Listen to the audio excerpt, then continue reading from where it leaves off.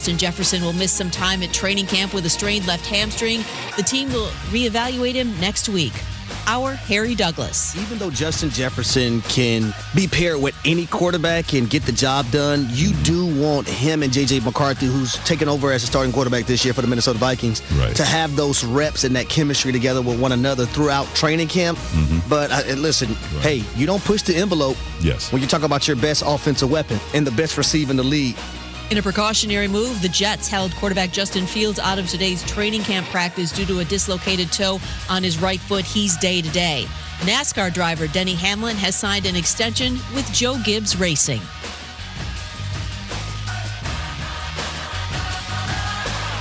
Hey, it's your resident Super Bowl champ, Chris Candy. Coming up Monday, the ESPN Radio Rank 'em series continues, and I'll tell you who the top 5 players are with the most pressure on them this NFL season. It's Unsportsmanlike, 6 a.m. Eastern, right here on ESPN Radio, ESPN2, and ESPNU.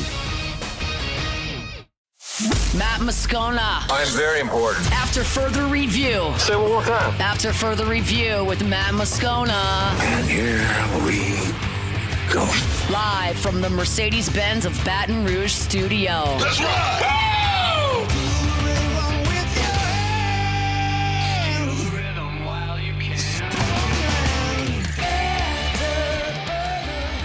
Off and running, welcome in after further review here on a Friday, presented by Don Juan Cigar Bar. Musso in for Moscona. One last day here as we close out the week. Alondra Villarreal, Paul O'Neill along for the ride as well, and we're fired up to have you along for the ride as well. Day 3 of Saints training camp, it is in the books. Rod Walker, he'll be here with us straight up 5 o'clock, give us a boots-on-the-ground report, everything that went down. It was a great day, actually, for the 3 quarterbacks and the wide receivers as well. Offense kind of got one back on the defense here today. We got anonymous NFL scouts debating Cade Klubnik versus Garrett Nussmeier. Can't wait to have that conversation as well. Adam Rittenberg at the bottom of hour 2 to recap Big Ten Media Days. Tony Petitti had a lot to say about the college football playoff, and everybody around there also had a lot to say about the SEC, and we'll talk some on-the-field stuff as well. So we have plenty to do. Let's go ahead and get started as we do every single day. It's time to pop the top on another edition of AFR with Bud Light. Drink easy. And we start with the New Orleans Saints. Not training camp, though. We'll get plenty of talk there. We start with a potential acquisition. I will remind you, on Wednesday, after day 1 of training camp wrapped up, Kellen Moore, he went out there, met with the media. The very last question asked of Kellen Moore was if he was satisfied with what they have in the tight end room. Remember, at that point, you have Foster Moreau on PUP, Taysom Hill on PUP, Dallin Holker has retired. You went into this with like 9 tight ends. But with all that transpiring, you really look out there and you're like, oh, it's Juwan Johnson, and that's about it. So they asked Kellen Moore, is he satisfied with what they have in the tight end room?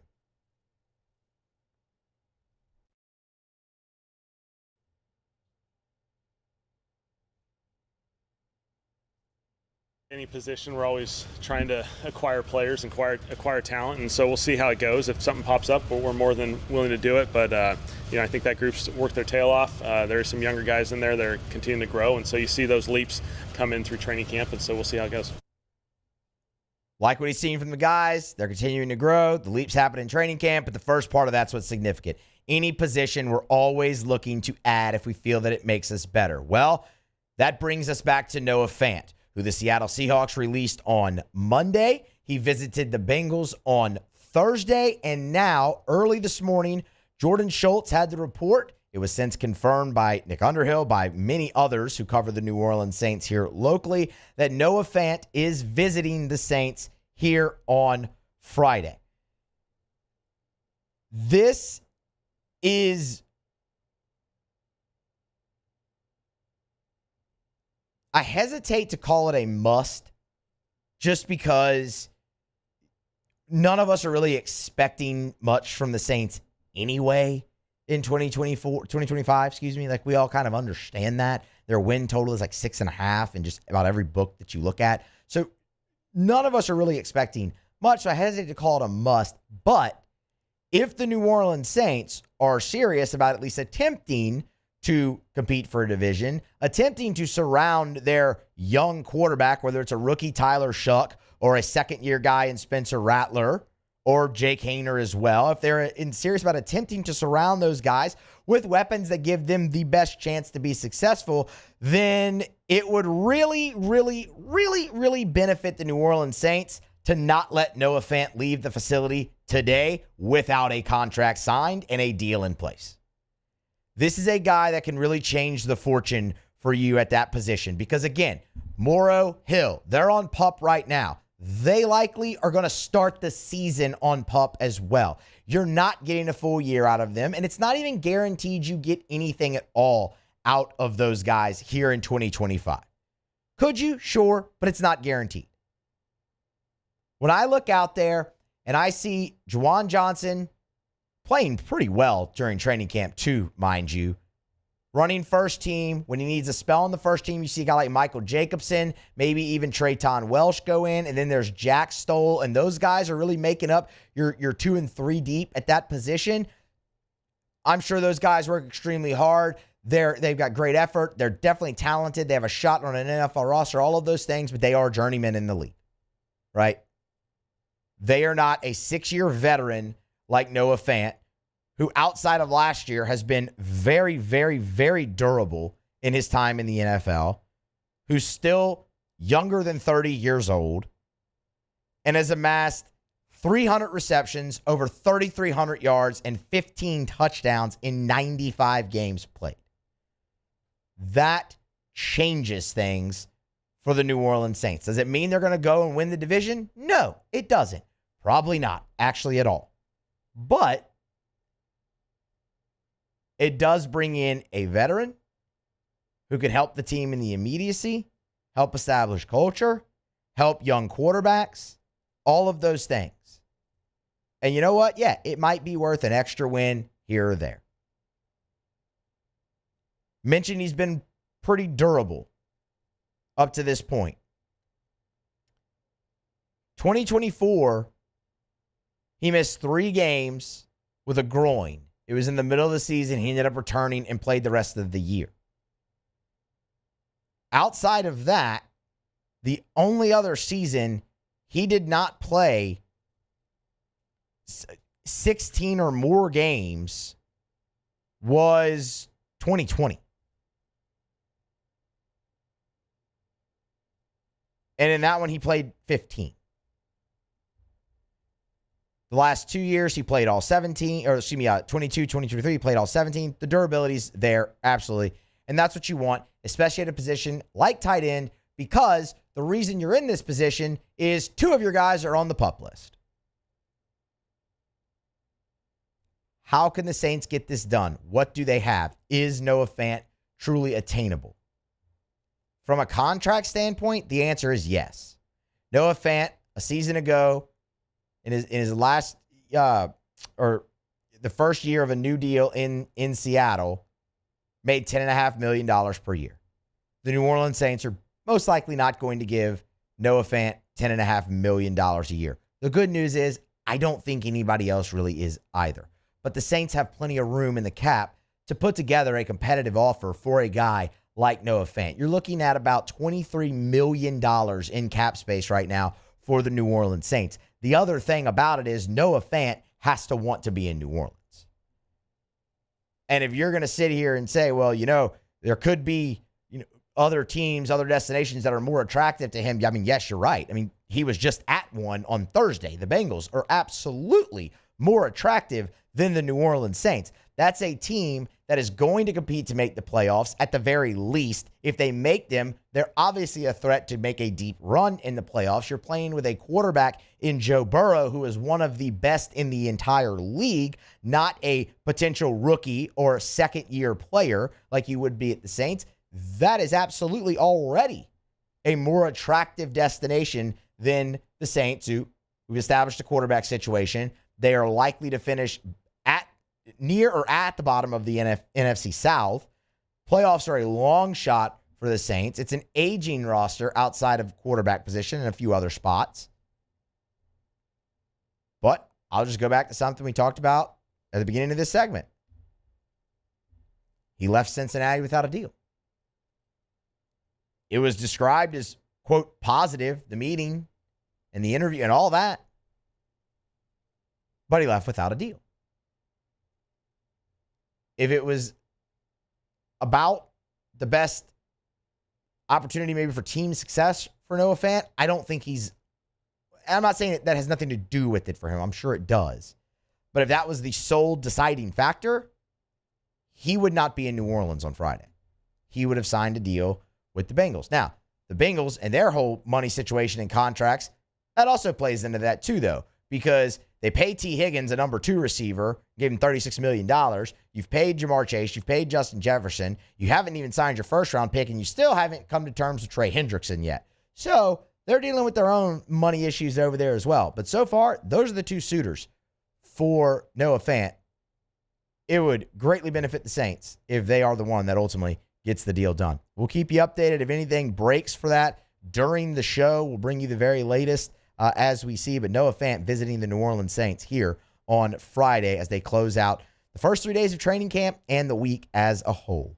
All right, we're going to grab a break. Come back on the other side. It's a Friday edition of AFR presented by Don Juan Cigar Bar. Musso in for Moscona. When we get back, anonymous NFL scouts, they've debated Cade Klubnik or Garrett Nussmeier. We'll talk about it next here on AFR. After further review. We're brought to you by Duplessis Builders, DuplessisBuilders.net, DuplessisBuilders.net. Y'all, whenever we talk about the pool building process, I don't want this to be boring to you, but it's important that I point out how Duplessis goes about their process because it gives color and description to why they were able to give a 10-year workmanship warranty. Like when some companies say, we'll build your pool in 2 weeks, like that's not a real thing.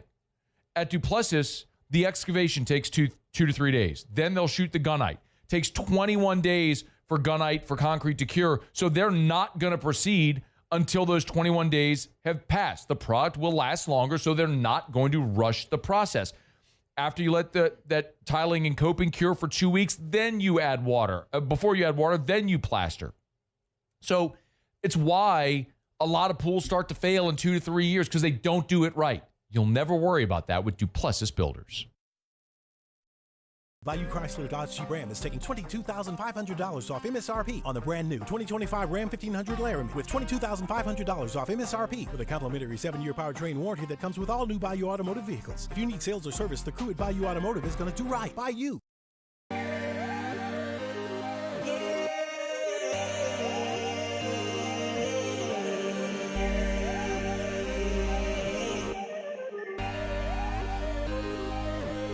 You gotta believe in a dream.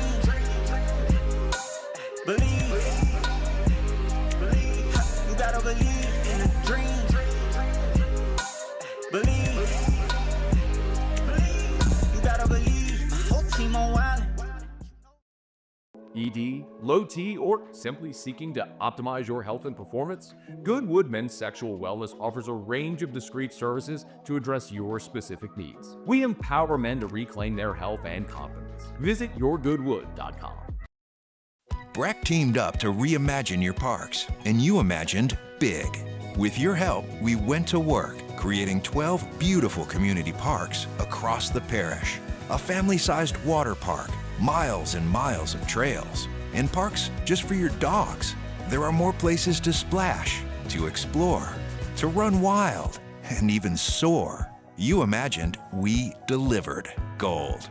Breck, your #1 park system in the nation.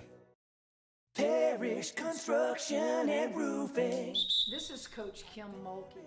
Go to parishbuilt.com for all of your roofing needs. From your hometown, parishbuilt.com. At Luba Workers' Comp, our journey began over 30 years ago with a simple belief. Our clients come first. At Luba, our business has always been focused on people, not policies. Through every success and challenge, we've continued to grow because we've stayed true to our values. committed to providing you with genuine dependability. Because your well-being is more than a priority. It's our purpose.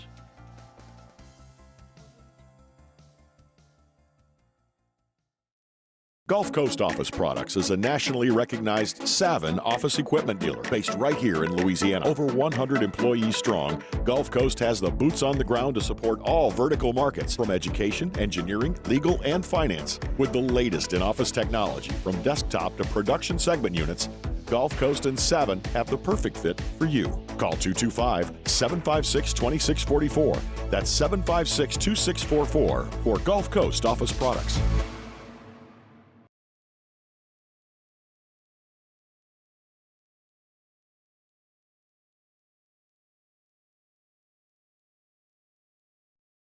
After Further Review with Matt Moscona, presented by Don Juan Cigar Bar. It is my pleasure this week to welcome our new partner on to After Further Review, Our Lady of the Lake. Of course, great partnership as well as the official championship health partner of LSU. When you think who takes care of the LSU athletes, well, it's Our Lady of the Lake and the physicians there. Game-changing care, keeps athletes at their best, builds stronger, healthier Louisiana for all of us at every level. I've told you about my experience throughout my life, living in Baton Rouge at Our Lady of the Lake, from volunteering at the Ronald McDonald Playroom to helping raise funds through so many different fundraising efforts for the standalone Children's Hospital to taking my son to see specialists there at Our Lady of the Lake Children's Hospital, to my own personal health. My GP is Dr. Kurt Chastain with Our Lady of the Lake Men's Health. It's good enough for the LSU athletes. It's good enough for me and you, of course. It's Our Lady of the Lake. You can learn more at ololrmc.com/LSU. All right, obviously LSU and Clemson, they'll open up the season against one another August 30th up in Clemson, South Carolina. And there's going to be storylines abound in this game. One of them absolutely, though, will be Cade Klubnik versus Garrett Nussmeier, the quarterback battle. Even though quarterbacks don't really face off against each other, right? They face off against the opposing defense. Everyone always talks about a quarterback matchup, a quarterback battle, because their success is directly tied to their team's success in winning the game. It's the most important position in team sports. Matt Miller, NFL draft analyst over at ESPN, he did a piece where he was trying to find the best player at all 11 positions in the draft. So in the essence of this, it was, okay, who's QB1 in the draft as we head into the 2025 college football season? I'm less worried about that and more worried about what the scouts that he interviewed for this piece said about both Cade Klubnik and Garrett Nussmeier to see where they stand and what we can look for in this matchup in August. For what it's worth, though, the debate for QB1 was Klubnik-Nuss, because it is widely believed by just about everybody that Arch Manning is going to return to Texas regardless of what happens in 2025. So Klubnik-Nussmeier, I'll get to what the scouts said momentarily, but just a little bit of background here, because Cade Klubnik and Garrett Nussmeier, when you look at a season ago, they are more comparable than I think many people believe. I mean, right down to size. You look at Klubnik, 6'2", 215. Nuss, 6'1", 208. Like, they're right there in that regard. They each completed right around 64% of their passes. Nussmeier was 64.2. Klubnik, 63. Like, right there. Klubnik had him in touchdowns at 36-29. He had him in interceptions, 6 as opposed to Nuss's 12. Nuss had him in yards over 4,000. Klubnik, a little bit over 3,600. But what's interesting is they both put up very good numbers, very similar and comparable numbers, and did so with pretty similar weapons on the outside. Neither team, LSU or Clemson, a year ago, had a 1,000-yard receiver. Antonio Williams, who is back for Clemson, everyone's back for Clemson, but who is back, had 904 yards. That would be the leading receiver on both Clemson and LSU's team. The big difference is Clemson had a running game and LSU did not. And that took more pressure off of Cade Klubnik. It wasn't all on his shoulders like it was a Garrett Nussmeier. Garrett Nussmeier also played the much more difficult schedule. But If you look at the last 2 times in the year that you saw Klubnik, he faced 2 playoff teams, completed 60% of his passes, threw for over 550 yards, 7 touchdowns, and 1 pick. He was absolutely awesome at the end of the season for Clemson. It just wasn't good enough to really advance in the playoff because their defense was not very good. But each of these guys have comparable resumes coming into this season. And Klubnik is obviously a more established starter than Nussmeier is, as Klubnik goes into technically year 3. I mean, he first started as a freshman, so technically year 3 as a starting quarterback, and Nuss goes into year 2.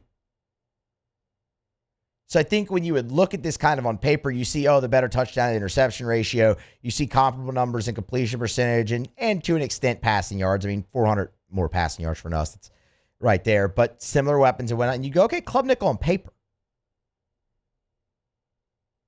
And I think what also makes it intriguing is with them being that similar up to this point, you can look at both and see why everyone's so high on them, looking for them to take that next step. And it just adds to the intrigue of this game and the matchup between these 2 quarterbacks. So on paper, it looks like, yeah, Klubnik. What did the scouts say? This is an AFC East area scout that Matt Miller quoted directly in this story. Quote, Nussmeier is the one that I'm most excited about because he's so accurate and quick with his decision-making. He notes decision-making and the quickness. Is it always the correct decision from Nuss? Nope. But that's the thing he's worked on most this season, this offseason, I should say, is making the correct decision. He's quick with the decision. That's what you like.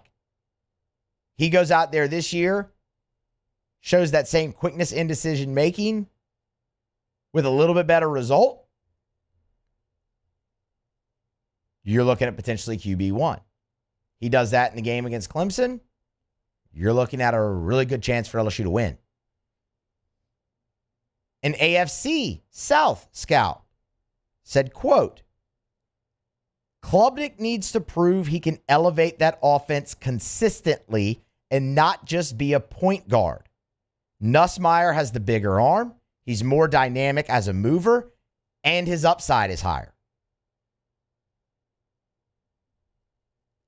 Garrett Nussmeier already showed the first part of that a season ago, elevating the offense consistently. Garrett Nussmeier was one of the best on 3rd down and long. When you knew it was going to be a pass, when he had to throw it, he was awesome. Awesome in that portion of the game. Hell, look at 4th down, point to the throw to Aaron Anderson against Ole Miss. That's Garrett Nussmeier elevating that offense. And he did stuff like that consistently a year ago. But you remember the mistakes, the interceptions at Texas A&M, all of those things. How about that scout saying he's more dynamic as a mover? Garrett's mobility came into question time and time again in 2024. But really the only, mark against Nuss mobility-wise is he didn't take off and run enough. Garrett Nussmeier was very good in the pocket a year ago, maneuvering around, buying time that way and being able to find the open receiver. He had to be. Or moving around, buying a little extra time, finding his check down. He had to be because LSU didn't have a running game. And higher upside, I mean, I think we all understand that. I mean, like they've said already, he's got the bigger arm. He's quick with decision-making and whatnot. How about this last one? This was an NFC West scout. Klubnik may have the cleaner resume, which, I mean, he does. Going into year 3 starting. Again, we talked about the touchdown to interception ratio, all of that. Klubnik may have the cleaner resume, but Nussmeier has the NFL starter skill set. Y'all, these scouts, these are just 3 guys that Matt Miller talked to, but all 3 of them favor Garrett Nussmeier. Every single one. I mean, one guy said Nussmeier was the one he's most excited about. The other two said something about Klubnik, and then there was always a yeah, but Garrett Nussmeier.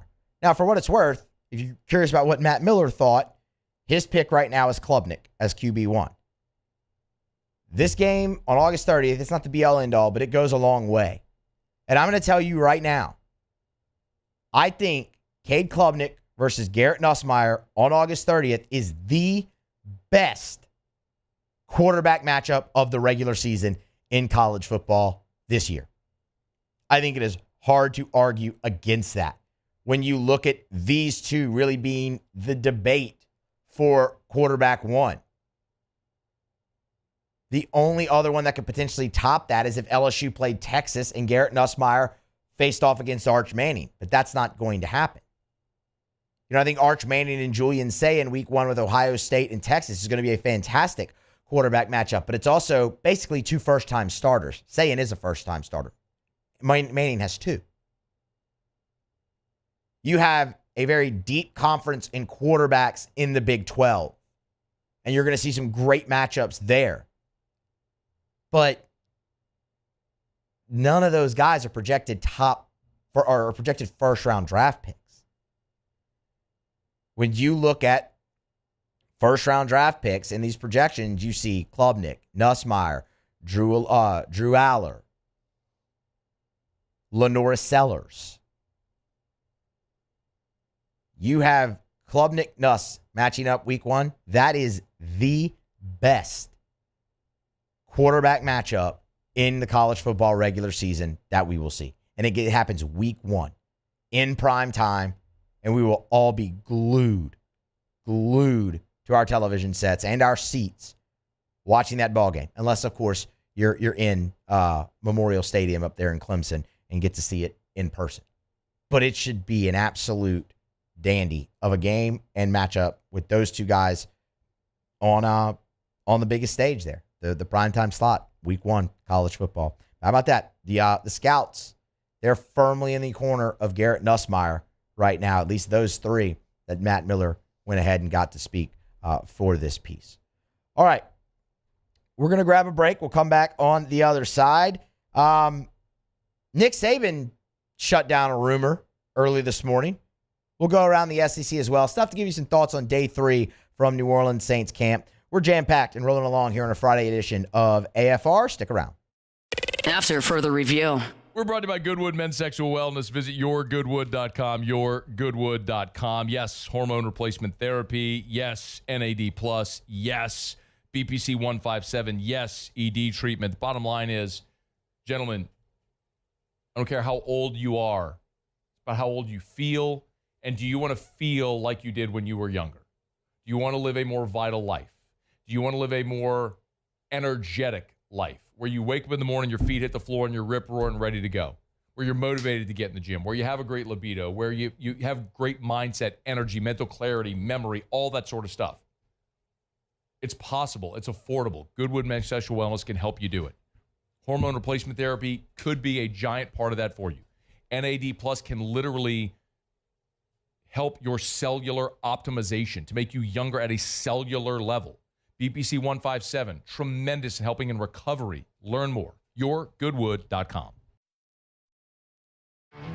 There it is, the extra mile, on the border of expected and extraordinary for those willing to go further, like vans customized for work or play, with safety and tech to keep you connected, supported by a 5-star sales, service, and finance team, and backed by the 1-star you know. So go the extra mile. It's never crowded because so few have what it takes to go there. Mercedes-Benz vans. At Luba Workers Comp, our journey began over 30 years ago with a simple belief. Our clients come first. At Luba, our business has always been focused on people, not policies. Through every success and challenge, we've continued to grow because we've stayed true to our values, committed to providing you with genuine dependability. Because your well-being is more than a priority. It's our purpose.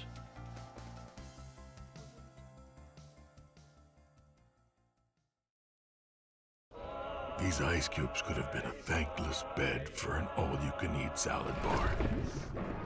But instead, they cradle and cool the crisp, refreshing Dos Equis. Nicely done, Ice Cubes. At Bayou Automotive, we believe in a sales process that puts you first. We want you to experience an easy purchase with clear pricing and great service. Let Bayou Ford and Bayou Chrysler Dodge Jeep Ram be your trusted partners in finding your perfect vehicle. The crew at Bayou Automotive is going to do right by you. When it comes to industrial construction, River Parish contractors can do it all. Mechanical, structural, custom fabrication, specialized welding, and turnaround services. Strategically located in between Baton Rouge and New Orleans, we have the local team with the experience and commitment to safety to manage the most complex industrial projects. Period. Here's the deal. Partnering with us means your project is delivered on time, on budget, and most important, safely. River Parish Contractors, let's get building. With bold leadership and a growing population, Louisiana is rewarding excellence, attracting high-value companies, and fueling opportunity. Louisiana is winning now, and the sky is the limit. With every region and industry growing across a beautiful state that's more than a culture, it's a community with a quality of life that's more than satisfying. It's sustainable because the Louisiana you thought you knew is better than ever now.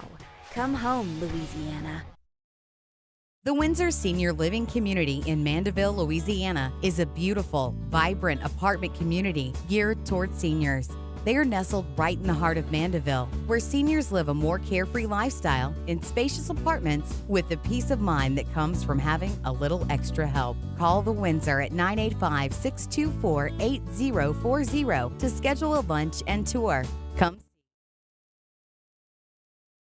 After further review with Matt Moscona, presented by Don Juan Cigar Bar. Quick reminder about Lee Michaels Fine Jewelry, lmfj.com. lmfj.com for Lee Michaels Fine Jewelry. They're the best. If you are, gentlemen, thinking about popping the question and you're thinking about where am I going to go buy that diamond, I want you to consider this.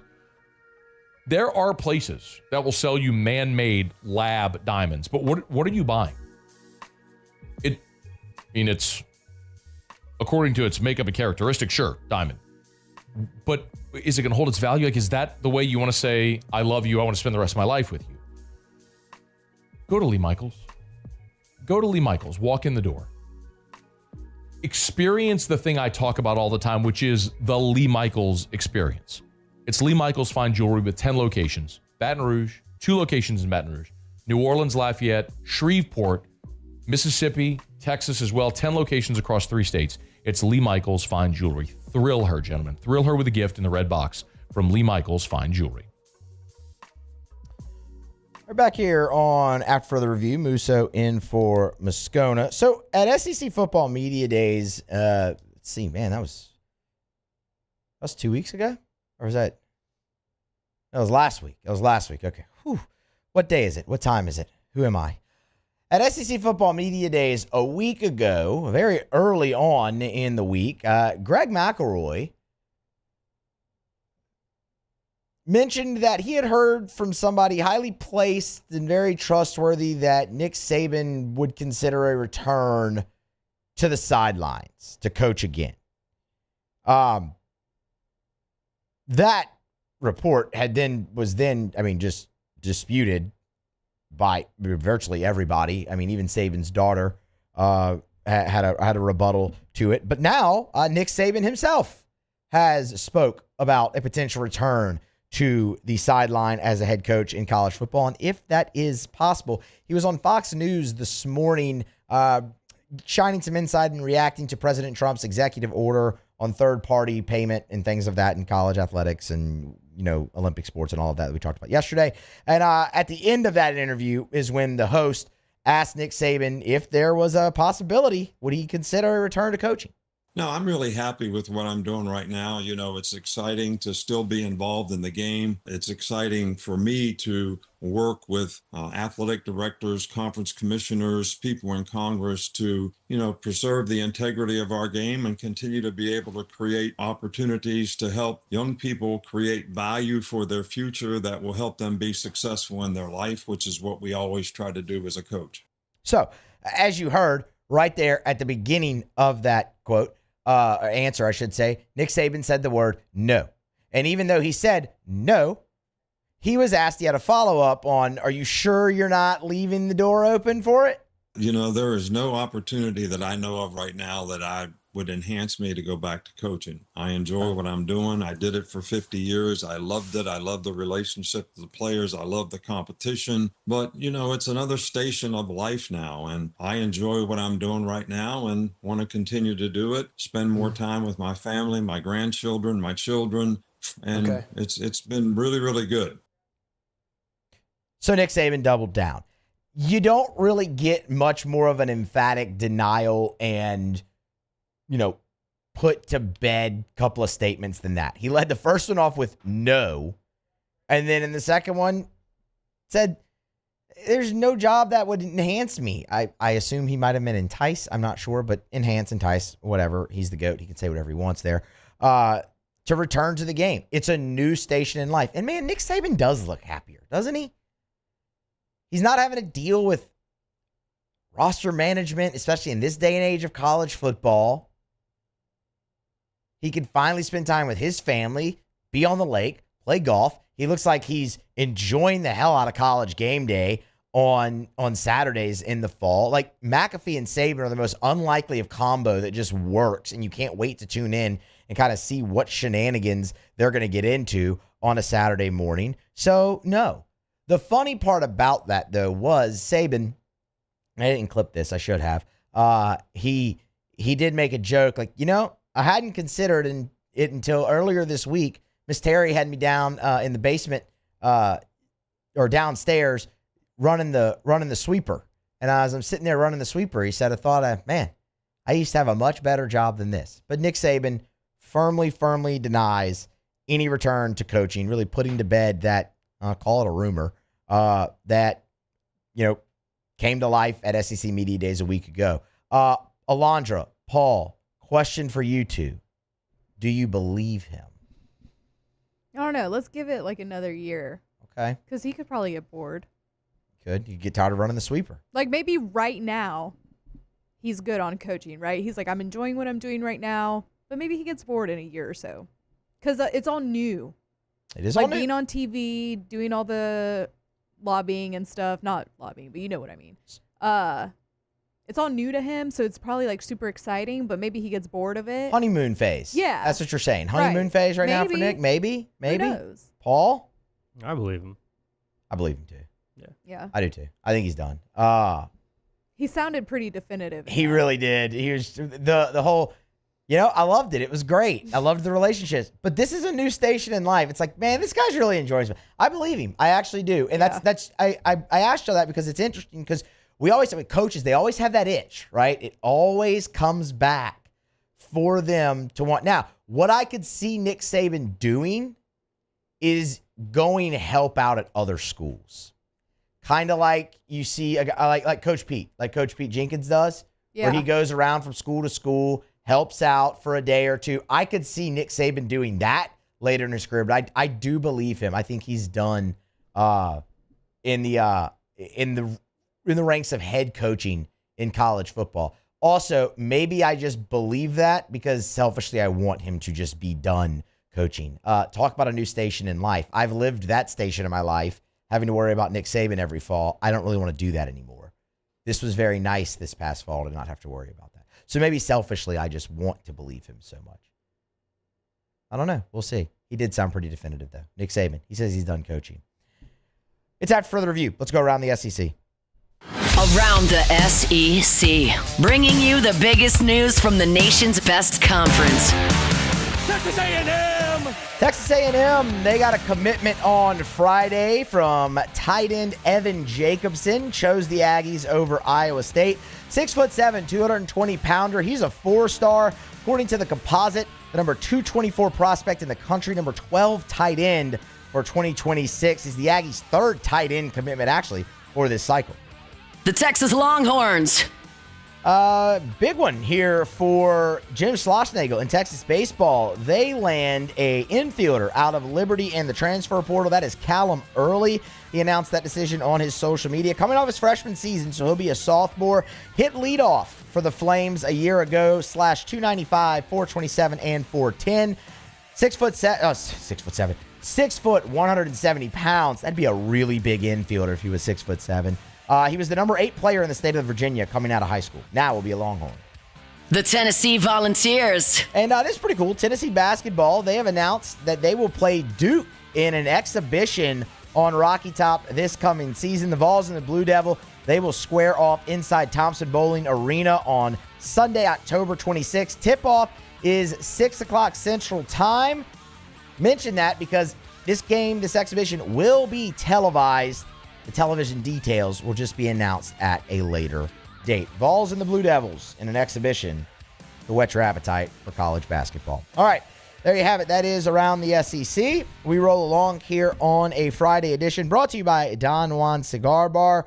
We still have to get to some more from Kellen Moore in his post-practice media availability. Rod Walker, Times-Picayune, and the New Orleans Advocate. He will be with us straight up 5 o'clock for our Boots on the Ground report. He was at training camp. He'll tell us everything that he saw. Apparently a really big day for the quarterbacks. For us, we'll grab a break. We'll come back on the other side, give you a little bit of a taste. What stood out from Saints training camp here on day number 3? We'll close hour 1 with that next here on AFR. AFR. Brought to you by River City's 1 Hour Air, where they're always on time or you don't pay a dime. 752-0001, where they're always on time or you don't pay a dime. I love sharing 5-star Google reviews. Here's one from Ricky Gomez, who said Chris, his technician, was very professional and knowledgeable during the HVAC evaluation. He provided details and recommendations in a clear and concise manner. That's one of the things that always stands out. If you're having an issue with your AC or your heater, and River City's 1 Hour Air sends out a technician for an evaluation, they're going to explain your options to you. And that may sound simple, but none of it, I don't know anything about an HVAC, neither do you. Let's be honest. So whenever they go get up in your attic or they go look at your HVAC unit on the side of your house and they come talk to you, they're going to explain very clearly what's happening and your options to remedy it. It's River City's 1 Hour Air. Look for the big yellow vans and trucks with the giant clock on the side. 752-0001. Baton Rouge's home for real rock. It's Eagle 98.1. Foo Fighters.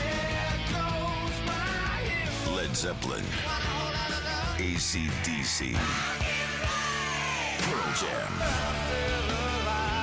And the flagship home for LSU sports. Take us anywhere with the Eagle 98.1 app. Eagle 98.1 is the rock station.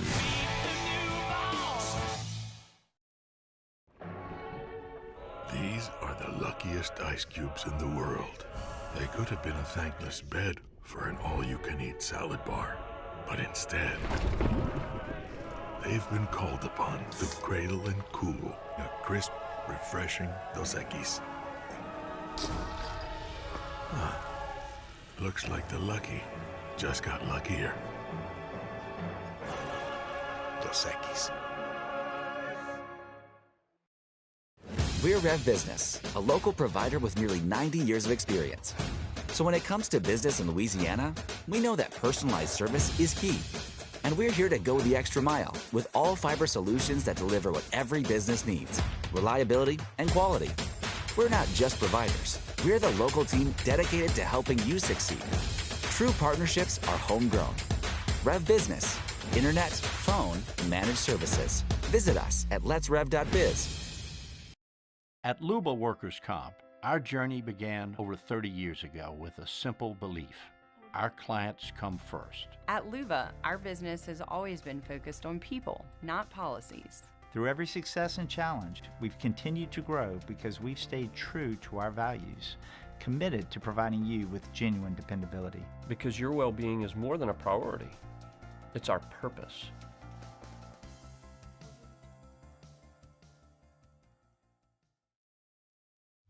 At Sunshine, we know what you see when you look at your land. Where others may see dirt, you see the foundation you've built your life on.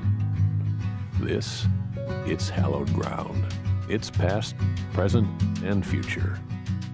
We're proud to provide quality John Deere equipment to help you maintain the land you love.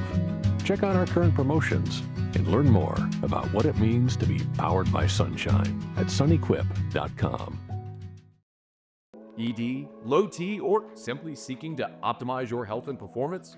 Goodwood Men's Sexual Wellness offers a range of discreet services to address your specific needs. We empower men to reclaim their health and confidence. Visit yourgoodwood.com.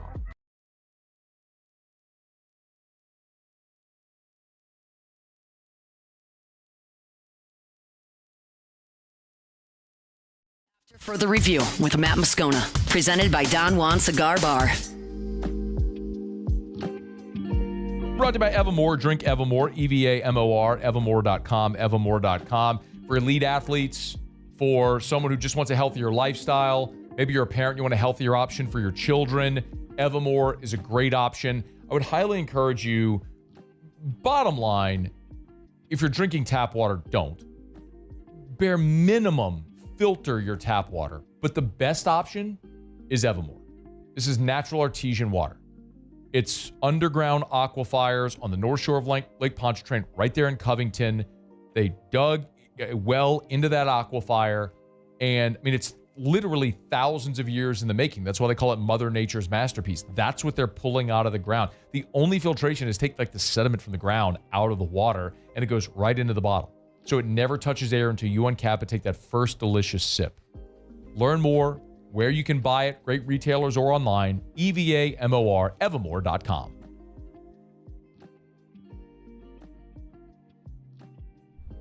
All right, welcome back in. Friday edition, closing out hour number 1 here. Give you a little thumbnail just on the day at Saints camp, day number 3. Again, as I said, Rod Walker will be here straight up 5 o'clock to give us the boots on the ground and everything that he was able to observe there. But look, Ross Jackson, obviously our guy, LouisianaSports.net, Locked on Saints. He has just a very in-depth piece on day 3 at Saints training camp. It's all his charting that he did throughout the day with team drills and 7-on-7 and whatnot. If you want to go ahead and read it, of course, it's free at LouisianaSports.net. So on Friday, you saw Jake Haener run with the 1s. Spencer Rattler ran with the 2s, and Tyler Shough ran with the 3s. Tyler Shough also kind of got the short end of the stick here. The way it just kind of fell, it wasn't conducive to him. He only had 9 reps, actually, only 6 in teams, and only 1 passing attempt in the team drills, just because of how things went. Like, for instance, Ross noted here, one of his reps was cut short because of a bad snap from the center. Like, it's not an indication of how he performed so far early in camp. It's just he got the short end of the stick. Jake Haener started out really fast.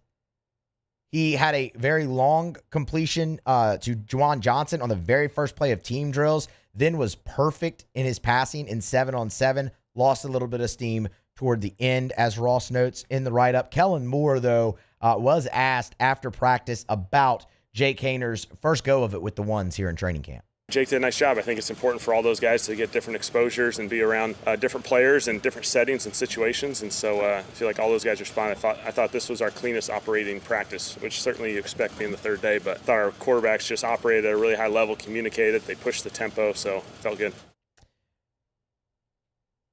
It was a much better day. Oh, hold on. I will give you, to close the book on Haener. Haener was 8 of 11 on day 3. Overall, it was a much better day for the quarterbacks. They responded.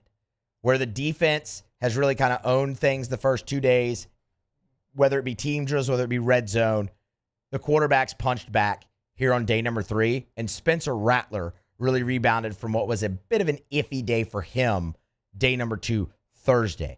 Spencer Rattler was throwing the ball all over the place and extremely accurately, so much so that he was perfect yet again. This is the 2nd perfect day for Spencer Rattler in pass completion of camp. He was 9 of 9 on Wednesday. He was 10 of 10 here on Friday with a touchdown and possibly a second one. Sometimes the way the media is positioned and how the drill's going, and obviously there not being any contact, it's sometimes tough to see when the play was blown dead or things of that. So 10 out of 10 possible 2 touchdowns. For the 3 days of camp, Rattler is 25 out of 29, a rushing touchdown, at least 1 passing touchdown, maybe 2, and an interception. He has been the Saints' best quarterback through 3 days of camp so far. His favorite targets on day number 3, Juwan Johnson, he had a really nice throw on a slant route to Mason Tipton. That was making its route, not Mason Tipton, to Rashid Shaheed. Shaheed broke it for big yardage. That's all over social media. And then the 2 throws he had to Mason Tipton made waves on social media as well. One was kind of like a corner over route. The other was just a deep ball. Both of them incredibly well placed. Spencer Rattler had himself a day, y'all. And then Tyler Shough, while he got the short end of the stick reps-wise just because of the way things went, he made the throw of the day. It was an over route to Juwan Johnson. You had Tyrell Burgess try to undercut it from the safety spot and Elliott Davison over the top. And Tyler Shough placed this thing just absolutely perfectly. This is on social media too. I think actually the Saints official Twitter account posted this. Placed it perfectly right over an outstretched arm of Tyrell Burgess and right in front of Elliott Davison, kind of right in the breadbasket to Juwan Johnson. It was a thing of beauty. So each quarterback had their moments, and they were fantastic. You kind of heard that in that cut from Kellen Moore at the end where he said, and all 3 of our guys really put on, their best effort, their best foot forward here going forth. When you look at three practices so far and the total numbers from the quarterback position, we gave you Rattlers already, 25 out of 29, at least 1 touchdown throwing, possibly 2, a rushing touchdown in the pick.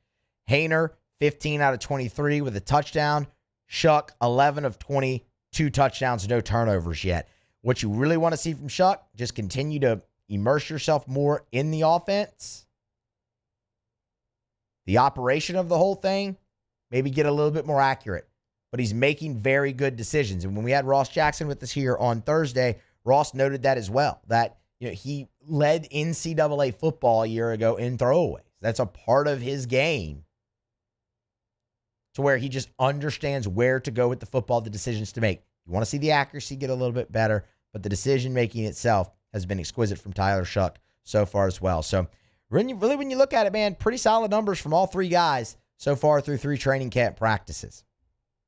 A couple of other notes just as an aside. You had 4 vets get the day off. Cam Jordan, veteran day off. Alvin Kamara got the veteran day off. In place of him with first-team reps, you saw those really split between Clyde Edwards-Helaire as well as Velus Jones Jr. They really shared the first-team reps at running back here today. Kendre Miller also got in there a little bit as well with Jake Haener running the show, and Neal. So you really saw all 4 of them rotate in kind of in place of Kamara with the first team. So valuable reps for those guys. Eric McCoy, also veteran day off for the New Orleans Saints on Friday. That's where you saw Will Clapp slide in and play center first team, which is awesome. Obviously for Will Clapp, veteran guy, Louisiana guy, New Orleans guy, LSU, all those things. So you love to see that from a guy like Will Clapp. And then Brandon Cooks, also vet day off. And that really gave way to Mason Tipton, y'all, who had an awesome day. We're going to have actually more on the wide receivers that Kellen Moore talked about a little bit later on in the 4 o'clock hour, as well as Mason Tipton and how he fits into that room and just how they're kind of finding different ways to involve the wide receivers. But Mason Tipton today, by all accounts, reading the tea leaves, kind of looked like the Mason Tipton he was in camp a year ago. It obviously just did not translate to the regular season, but he definitely seemed to make the most of his opportunity with Brandon Cooks, kind of taking some time off. So, and he even got some time in there with the ones, obviously, the ones and the twos, because with Haener and Rattler throwing him the ball for sure. And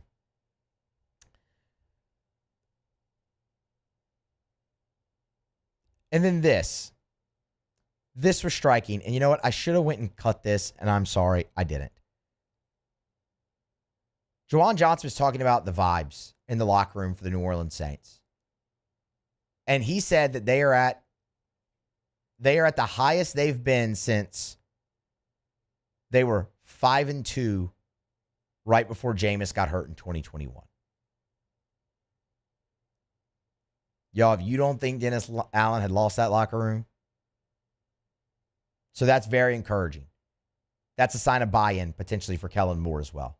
I like hearing that. Again, they won't be great this year, but if you see signs of it moving forward in the future, that's plenty good enough for year one in 2025 with Kellen Moore at the helm. All right, we're going to grab a break. Come back on the other side. After SportsCenter gets you national headlines, SP Plus SEC preview. That's next on AFR.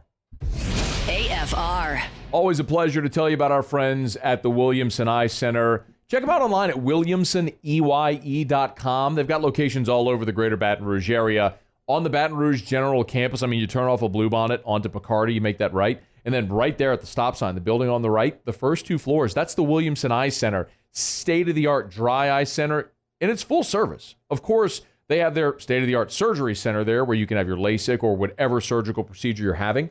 But they have your standard annual eye exam as well at the Williamson Eye Center. Learn more at williamsoneye.com. The thing I tell you every day is take the advice that I was given and change your life. To give yourself the gift of sight is absolutely incredible. If you're someone like me who spent your life with contacts or glasses, there is a way to be done with it forever. williamsoneye.com. Go see Dr. Blake Williamson for that free consultation. 924-2020, 924-2020, or williamsoneye.com for the Williamson Eye Center. There it is, the extra mile, on the border of expected and extraordinary for those willing to go further, like vans customized for work or play, with safety and tech to keep you connected, supported by a 5-star sales, service, and finance team, and backed by the 1-star you know. So go the extra mile. It's never crowded, because so few have what it takes to go there. Mercedes-Benz Vans. At Luba Workers' Comp, our journey began over 30 years ago with a simple belief. Our clients come first. At Luba, our business has always been focused on people, not policies. Through every success and challenge, we've continued to grow because we've stayed true to our values, committed to providing you with genuine dependability. Because your well-being is more than a priority. It's our purpose.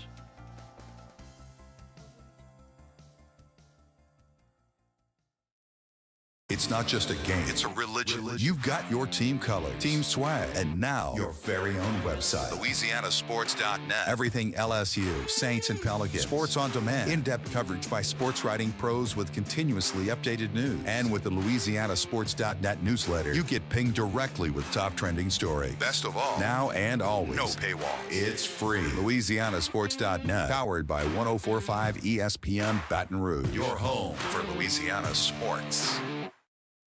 Breck teamed up to reimagine your parks, and you imagined big. With your help, we went to work, creating 12 beautiful community parks across the parish. A family-sized water park, miles and miles of trails, and parks just for your dogs.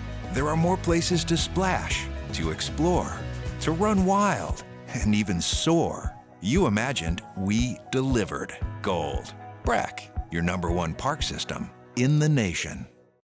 Gulf Coast Office Products is a nationally recognized Saban office equipment dealer based right here in Louisiana. Over 100 employees strong, Gulf Coast has the boots on the ground to support all vertical markets from education, engineering, legal, and finance. With the latest in office technology from desktop to production segment units, Gulf Coast and Saban have the perfect fit for you. Call 225-756-2644. That's 756-2644 for Gulf Coast Office Products. At Ochsner, we know healing is a team sport. That's why we've partnered with world-renowned orthopedic surgeon Dr. James Andrews to create the Ochsner Andrews Orthopedics and Sports Medicine Institute. Whether you're a professional athlete or a weekend warrior, our team of specialists are dedicated to getting you back in the game. So whatever your reasons are for reaching your personal best, we've only got one: you. Ochsner Andrews Institute. Long live you.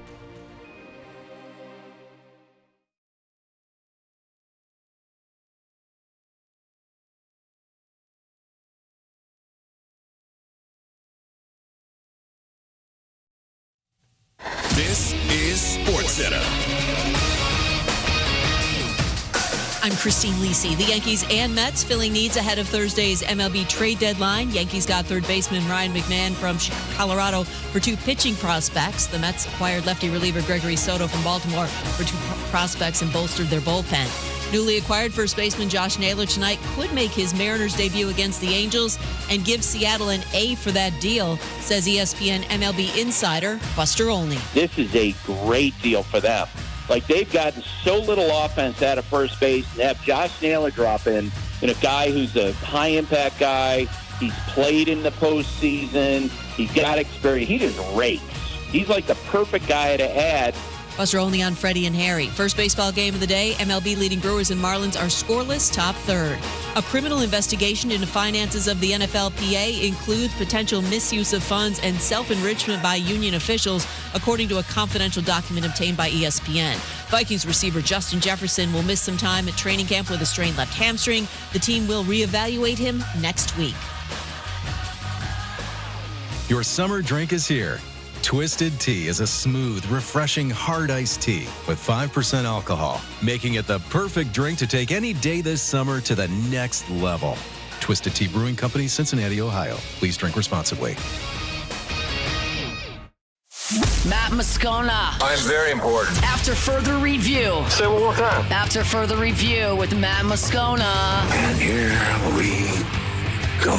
Live from the Mercedes-Benz of Baton Rouge studio. That's right.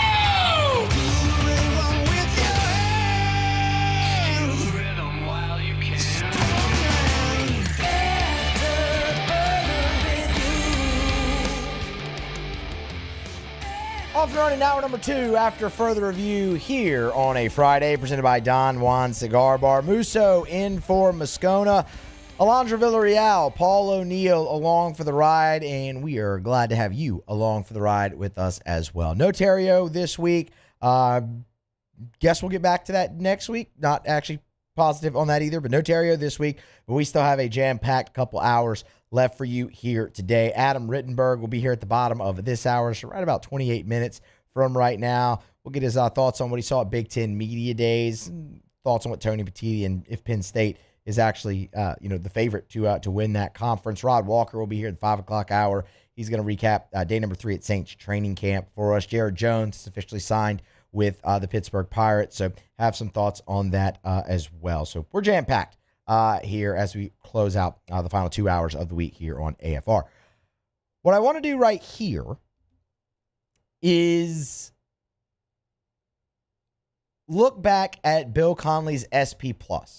We're all very familiar with that, obviously, by now at this point in how it factors into projecting the college football season. We've gone through it multiple different times. But today, what Bill Connelly did was he previewed the SEC using his SP+. And Bill said something in this piece that I absolutely wholeheartedly agree with, that this is the most wide open the SEC has been in a very, very long time. I mean, there is a handful of teams that can win this. I think that's for a couple different reasons. Obviously, Nick Saban not being in the league anymore is part of that. Kirby Smart in Georgia, while they made a playoff run a year ago and won the league, I think many would tell you that was nowhere close to Kirby's best team, and they lost the majority of that production from that team. Texas is breaking in a new quarterback, albeit they are stacked on that team. LSU has a 4,000-yard passer return and is expected to make a big leap in defense. There's a lot of people think Texas A&M can surprise folks this season. There's a lot to look at this conference and go, yeah, that could help them win it. That could help them win it. That could help them win it. The more I looked into these SP Plus rankings and projections for the Southeastern Conference in this piece that Connelly put out today, the more I looked and noticed, man, it's hard to not just look at LSU and go, they're going to be there. They're going to be in Atlanta.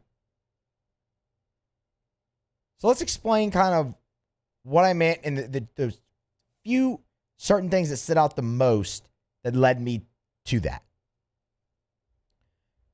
First and foremost is returning production.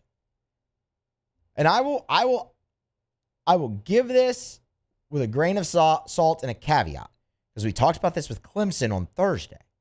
Clemson has the most returning production in college football. It's like 80%.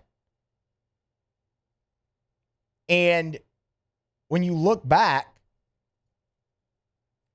just one of the last 4 national champions has been in the top 10 in returning production. So returning production isn't the be-all, end-all. But we're not talking about a national championship right here. We're talking about the SEC championship. And for what it's worth, LSU returned 65% of its production. That's not top 10. It's top 25. But even that national championship, angle, LSU's excluded from that. But I used it just because, as we said, returning production, not always the be-all, end-all, right? But LSU, 65% returning production. In this piece, Bill Conley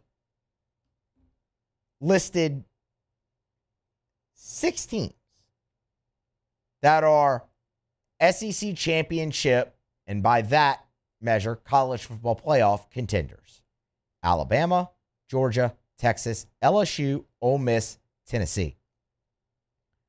Of those 6 teams, LSU has the most returning production of those 6. LSU's returning production is the most balanced of those 6. 65% on offense, 64% on defense. You look at Alabama, they're pretty much right there with LSU in returning production, but the majority of it is on defense. Alabama returns 70% of their production on defense. Well, over 50% on offense.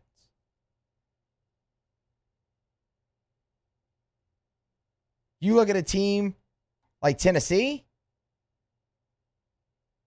it's also heavily skewed to their defense. Texas, also heavily skewed to their defense. Ole Miss and Georgia, they didn't bring anybody back. The other thing I like, especially with the SP Plus, is it also factors in the transfer portal.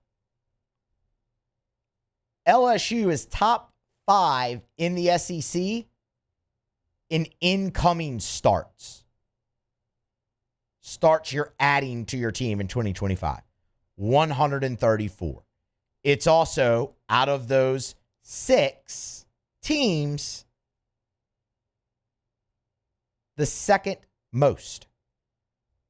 Ole Miss is bringing in 159 starts because they have nobody left. But again, with LSU there, the balance. LSU has 116 starts returning, and they're bringing in 134. 45 of those, by the way, are on the offensive line. The other majority is in the secondary, the 2 spots where LSU really, really needed to address in the portal. You compare that to a team like Alabama, who's returning 162 starts, but they're only bringing in 29. Ole Miss, who's returning only 54 starts, but they're bringing in 159. The balance between returning production and also what you're bringing in for LSU speaks to something we've talked about already a lot this week, and that is the continuity, the chemistry that has been built with this team for the Tigers. LSU ranks 4th in SP Plus when it comes to the SEC. But they have the best offense. Projection. They are projected to have the best offense in the SEC per SP Plus. And by the way, the second best in the entire country. But the big thing's on defense. In Blake Baker's first season as the defensive coordinator, LSU went to 52nd in defensive SP plus up to 34. The projection this season, 23rd. So you're looking at a team potentially that would have the second best offense per SP plus in the country and a top 25 defense. And yet, you look at what it says for the win-loss for the schedule, and that's where I go, make it make sense. SP Plus has LSU's win total, 8.5. It has their conference win total at 5.2. Make it make sense. I can't for the life of me see it. SP Plus has LSU strength of schedule 9th. And you know what? A lot of that is Clemson. But Clemson does not factor into you making it to the SEC championship or winning the SEC championship. There are 5 teams. 5 teams that have a higher win total than LSU. Ole Miss, and that, by the way, is by 0.4 of a point, so it's virtually the same. Tennessee, that is by 0.3 of a point, so it's virtually the same. But you look at that and go, okay, LSU probably wouldn't be favored by SP Plus in that ballgame. The others are Alabama, Georgia, and Texas. The good news for LSU is they only play 2 of those teams. They play Alabama, they play Ole Miss. That's it. Okay, so if SP Plus is going to have you as a loser in those games, where's the third loss in conference play? Please show me. Because LSU's metrics outweigh everybody else on their schedule in conference per this SP Plus. Even if you lose to Clemson, that's still 9 wins. Y'all, all the hype around Florida, South Carolina, Oklahoma. Florida's win total 7. South Carolina's a 7.2. Oklahoma's a 6.9. Florida hasn't won in Baton Rouge since 2016. They haven't beaten LSU in back-to-back seasons since 2008, 2009. I'm supposed to believe LSU's going to lose that game at home. South Carolina's only beaten LSU twice in their entire series history with them. Oklahoma has the hardest strength of schedule in the country. They might be better. That game's on the road. It's tough. But SP Plus at this juncture is going to favor LSU in that game. Where's the other loss? 6-2. That could absolutely get you into an SEC championship game.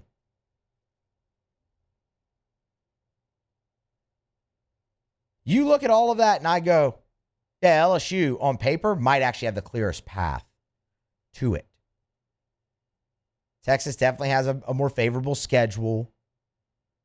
But LSU's schedule, as much as people want to continue to look at it and go how tough it is, the ranking comes from that Clemson game. Everything else about it sets up extremely well for LSU. You don't play back-to-back road games. In between A&M and Bama, you have a bye. And SP Plus seems to really like them. Second best offense in the country projected and a top 25 defense. Okay. And a favorable schedule. Yeah. I think LSU's and the most returning production out of the contenders that SP Plus has for the SEC championship. Yeah. Give me LSU. LSU's going to be in that game. I firmly believe. I'll go on record right now. I think LSU's in Atlanta. And I think they have a great chance to win it. All right. We're going to grab a break. Come back on the other side. Let's talk Saints receivers. Mason Tipton made some waves at training camp, and Kellen Moore talked about it after, as well as some creative ways to get the receivers involved. What does it mean for the Saints? We'll talk about that next on AFR. AFR.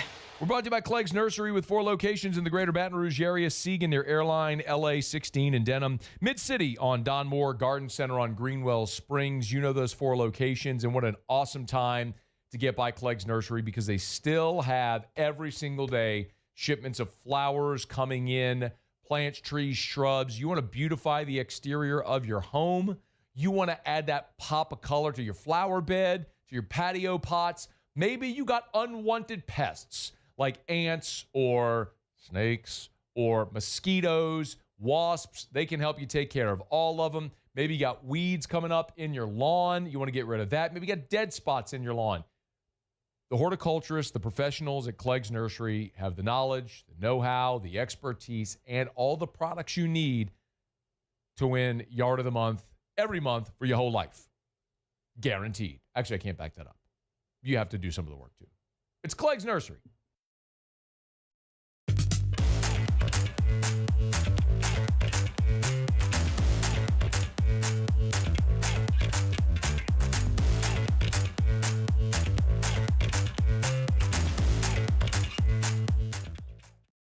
We typically think of stress as being bad for us. At Our Lady of the Lake and LSU, we are researching how certain types of stress, such as exercise, can be good for our immune health. By studying people under extreme stress, such as athletes, astronauts, service members, and first responders, we're learning how to improve the immune health of everyone. That's the power of research. That's the impact of champions. Together, we roar. Businesses like yours are the soul of our community. You deserve someone who'll deliver the internet services you deserve. That's why local businesses rely on Rev Business, 90 years of building connections. Visit us at letsrev.biz.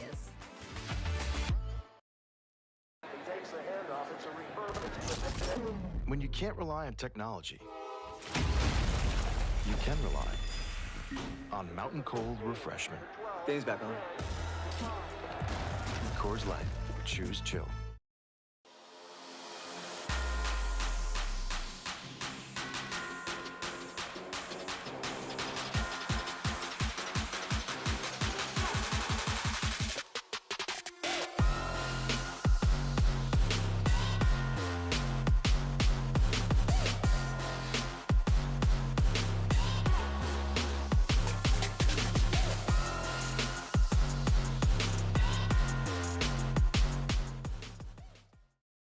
At Luba Workers' Comp, our journey began over 30 years ago with a simple belief. Our clients come first. At Luba, our business has always been focused on people, not policies. Through every success and challenge, we've continued to grow because we've stayed true to our values, committed to providing you with genuine dependability. Because your well-being is more than a priority. It's our purpose.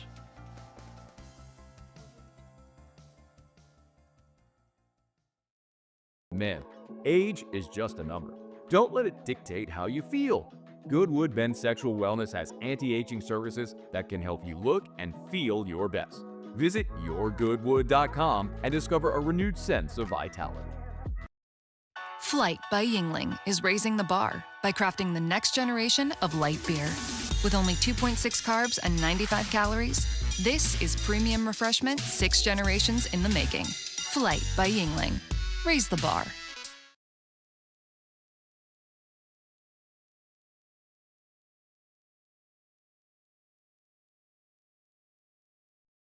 After further review with Matt Moscona, presented by Don Juan Cigar Bar. As we get on down the road, remind you about South Point Volkswagen, airline just north of Highland, and southpointvw.com. New and certified pre-owned in Baton Rouge and online at southpointvw.com, southpointvw.com. You know, one of the things that's really worth stressing when I tell you all the time about why I love driving a Volkswagen. Remember, at South Point Volkswagen, their vehicles are manufactured right here in the US of A. So you get the great German engineering, safety features, performance, all of it, without the cost and the benefit of supporting American jobs. But even more importantly right now, as people talk about tariffs and rising costs and all that stuff, these vehicles are manufactured in the US of A, so you don't even have to worry about the tariffs and all that conversation. So another benefit of shopping at South Point Volkswagen, Louisiana's largest volume Volkswagen dealer, and they're awesome people as well. Volkswagen, so much it's a culture, it's a vibe, it's fun to drive, and they're fun to deal with as well. Airline just north of Highland, South Point Volkswagen. All right, while the quarterbacks had one of their best days, or not one of, while the quarterbacks had their best collective day at Saints camp on Friday, one other guy that really stood out and reaped the benefits of that was Mason Tipton. You'll remember Mason Tipton with the Saints last year as a rookie. He was an undrafted guy out of Yale, made the team, and played sparingly, but in camp was sort of a camp darling, really, in 2024. Put forth really good effort, really good numbers and all of that throughout training camp and preseason.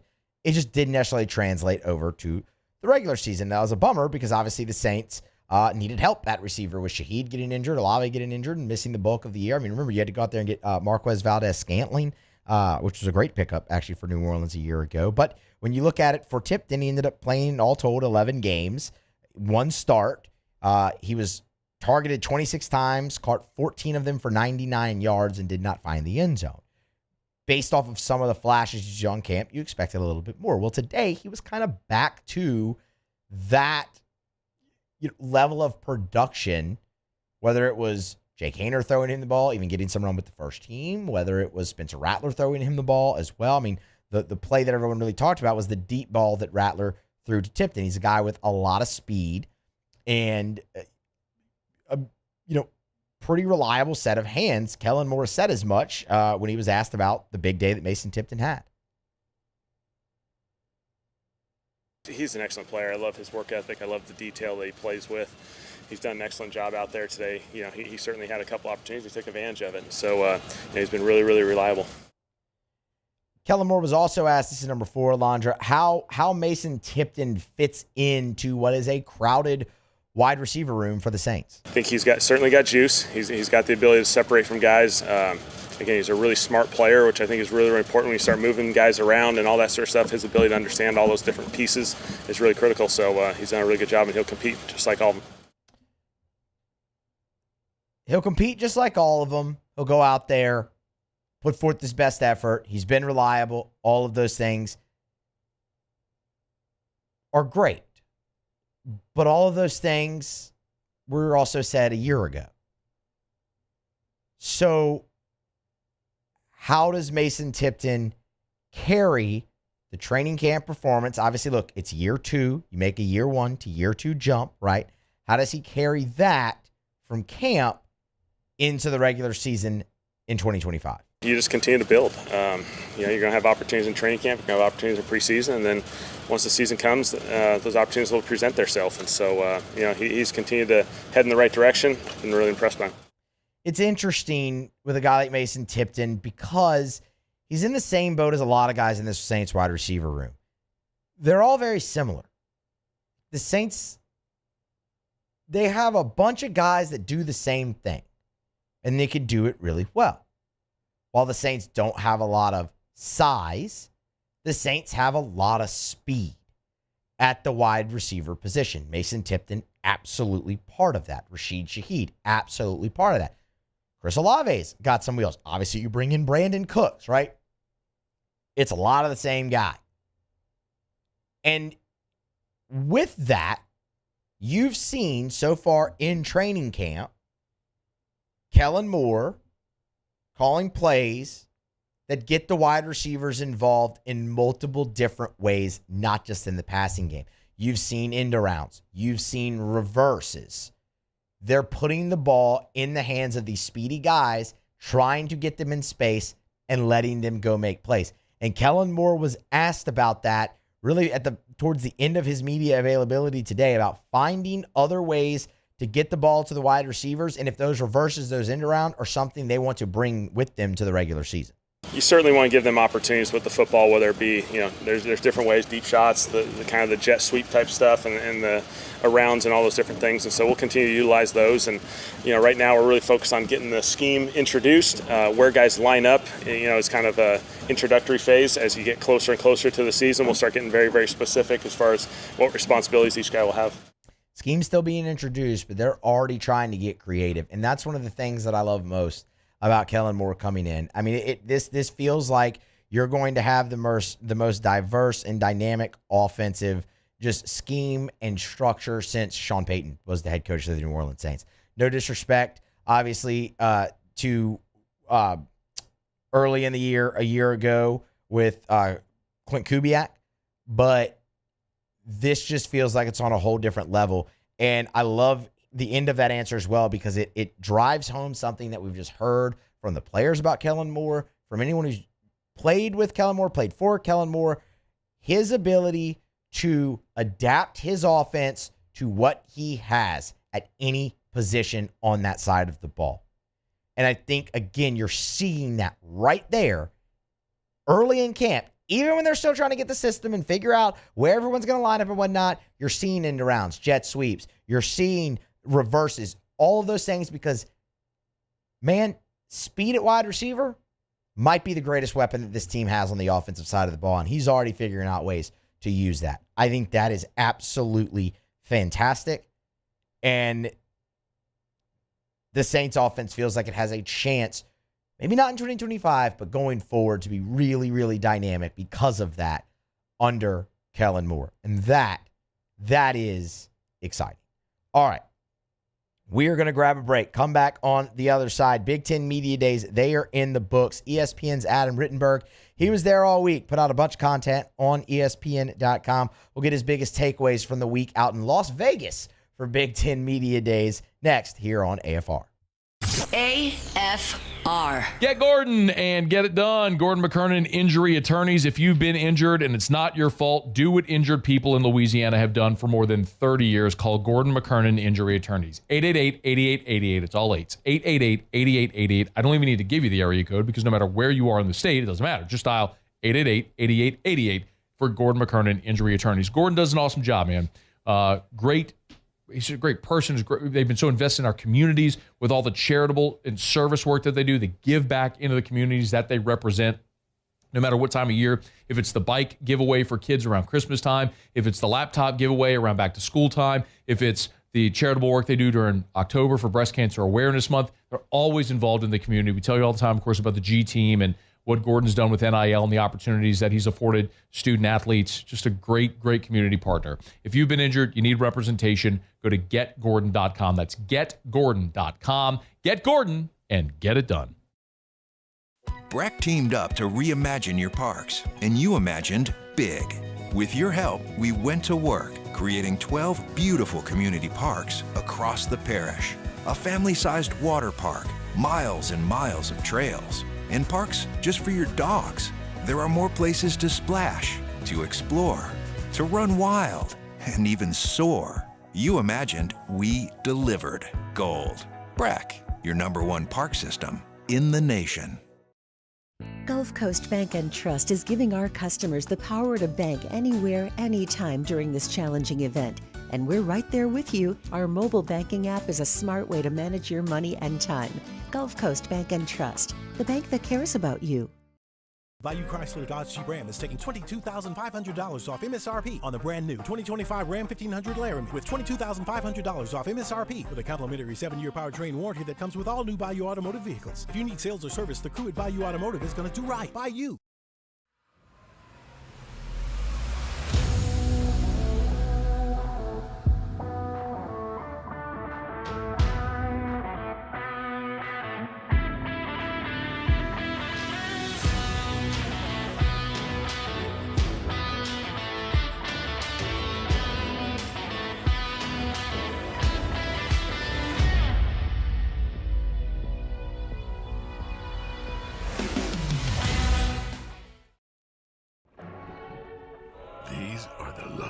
Ice cubes in the world.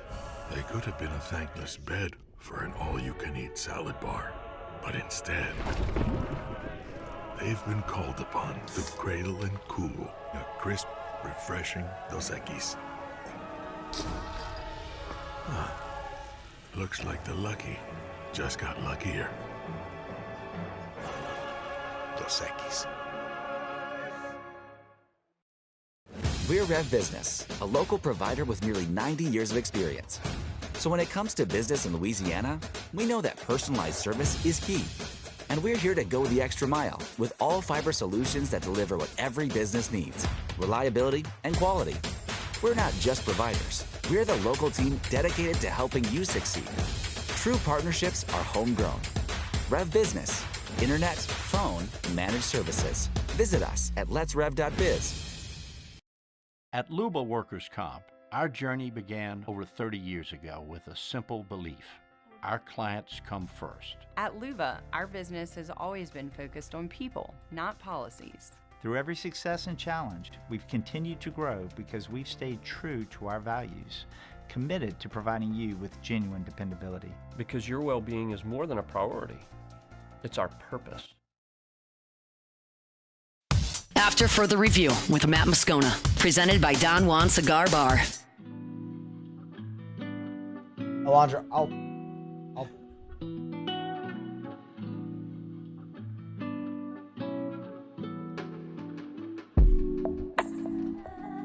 All right, rolling along here. Friday edition of AFR, closing out the week, presented by Don Juan Cigar Bar. Musso in for Moscona. Big Ten Media Days, they wrapped up in Vegas on Thursday. Adam Rittenberg, he's up there in Big Ten country all the time, covers college football for ESPN, but was front and center in Vegas. He joins us now to recap the week that was. Adam, we appreciate the time, man. How are you? I'm doing great. Thanks for having me on. Absolutely. How was Vegas? It was good. It was a little bit different having media days so far from the major Big Ten footprint. Vegas does a good job of putting on events, but I don't think it's going to be back. I think this is something that will return to the Midwest in 2026, I guess. It just didn't have the juice and the setting that I think other media days had, but it was functional. I got what I needed, so it was a good 3 days in Vegas. There you go.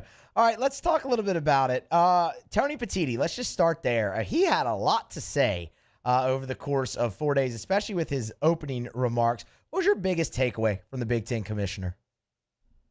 Well, again, this is the first time we'd really heard publicly from Petitti, since the national championship game, which was, again, their strategy very different from Greg Sankey and the SEC, who are a lot more visible.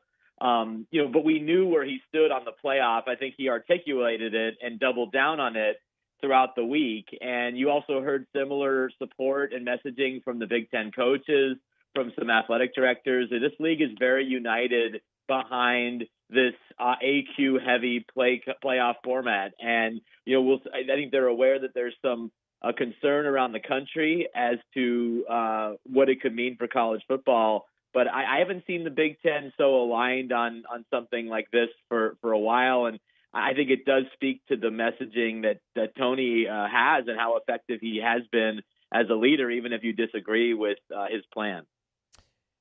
When Greg Sankey spoke at SEC Media Days, he very, very much dismissed the notion that there was a rift between the SEC and the Big Ten. Obviously, look, they're the ones in control of this thing, but the SEC even felt some pushback from the coaches in the league on the AQ model and favoring more of the 5+11. Did you get the sense from Tony Petitti that there might be a rift there between the SEC and the Big Ten currently?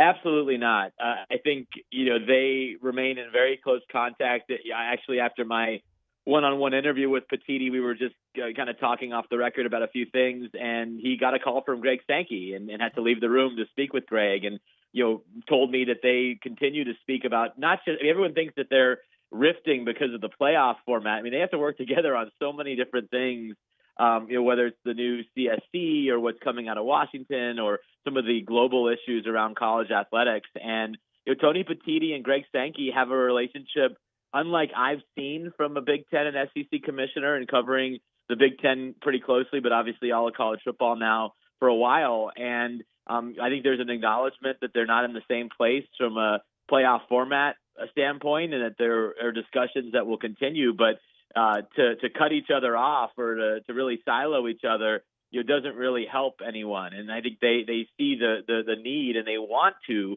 continue to communicate and get their leagues together, and maybe they'll come to a solution. And if they're not, again, I think both sides, they won't say this that much publicly, but I think there is a comfort level with continuing on with a 12-team playoff.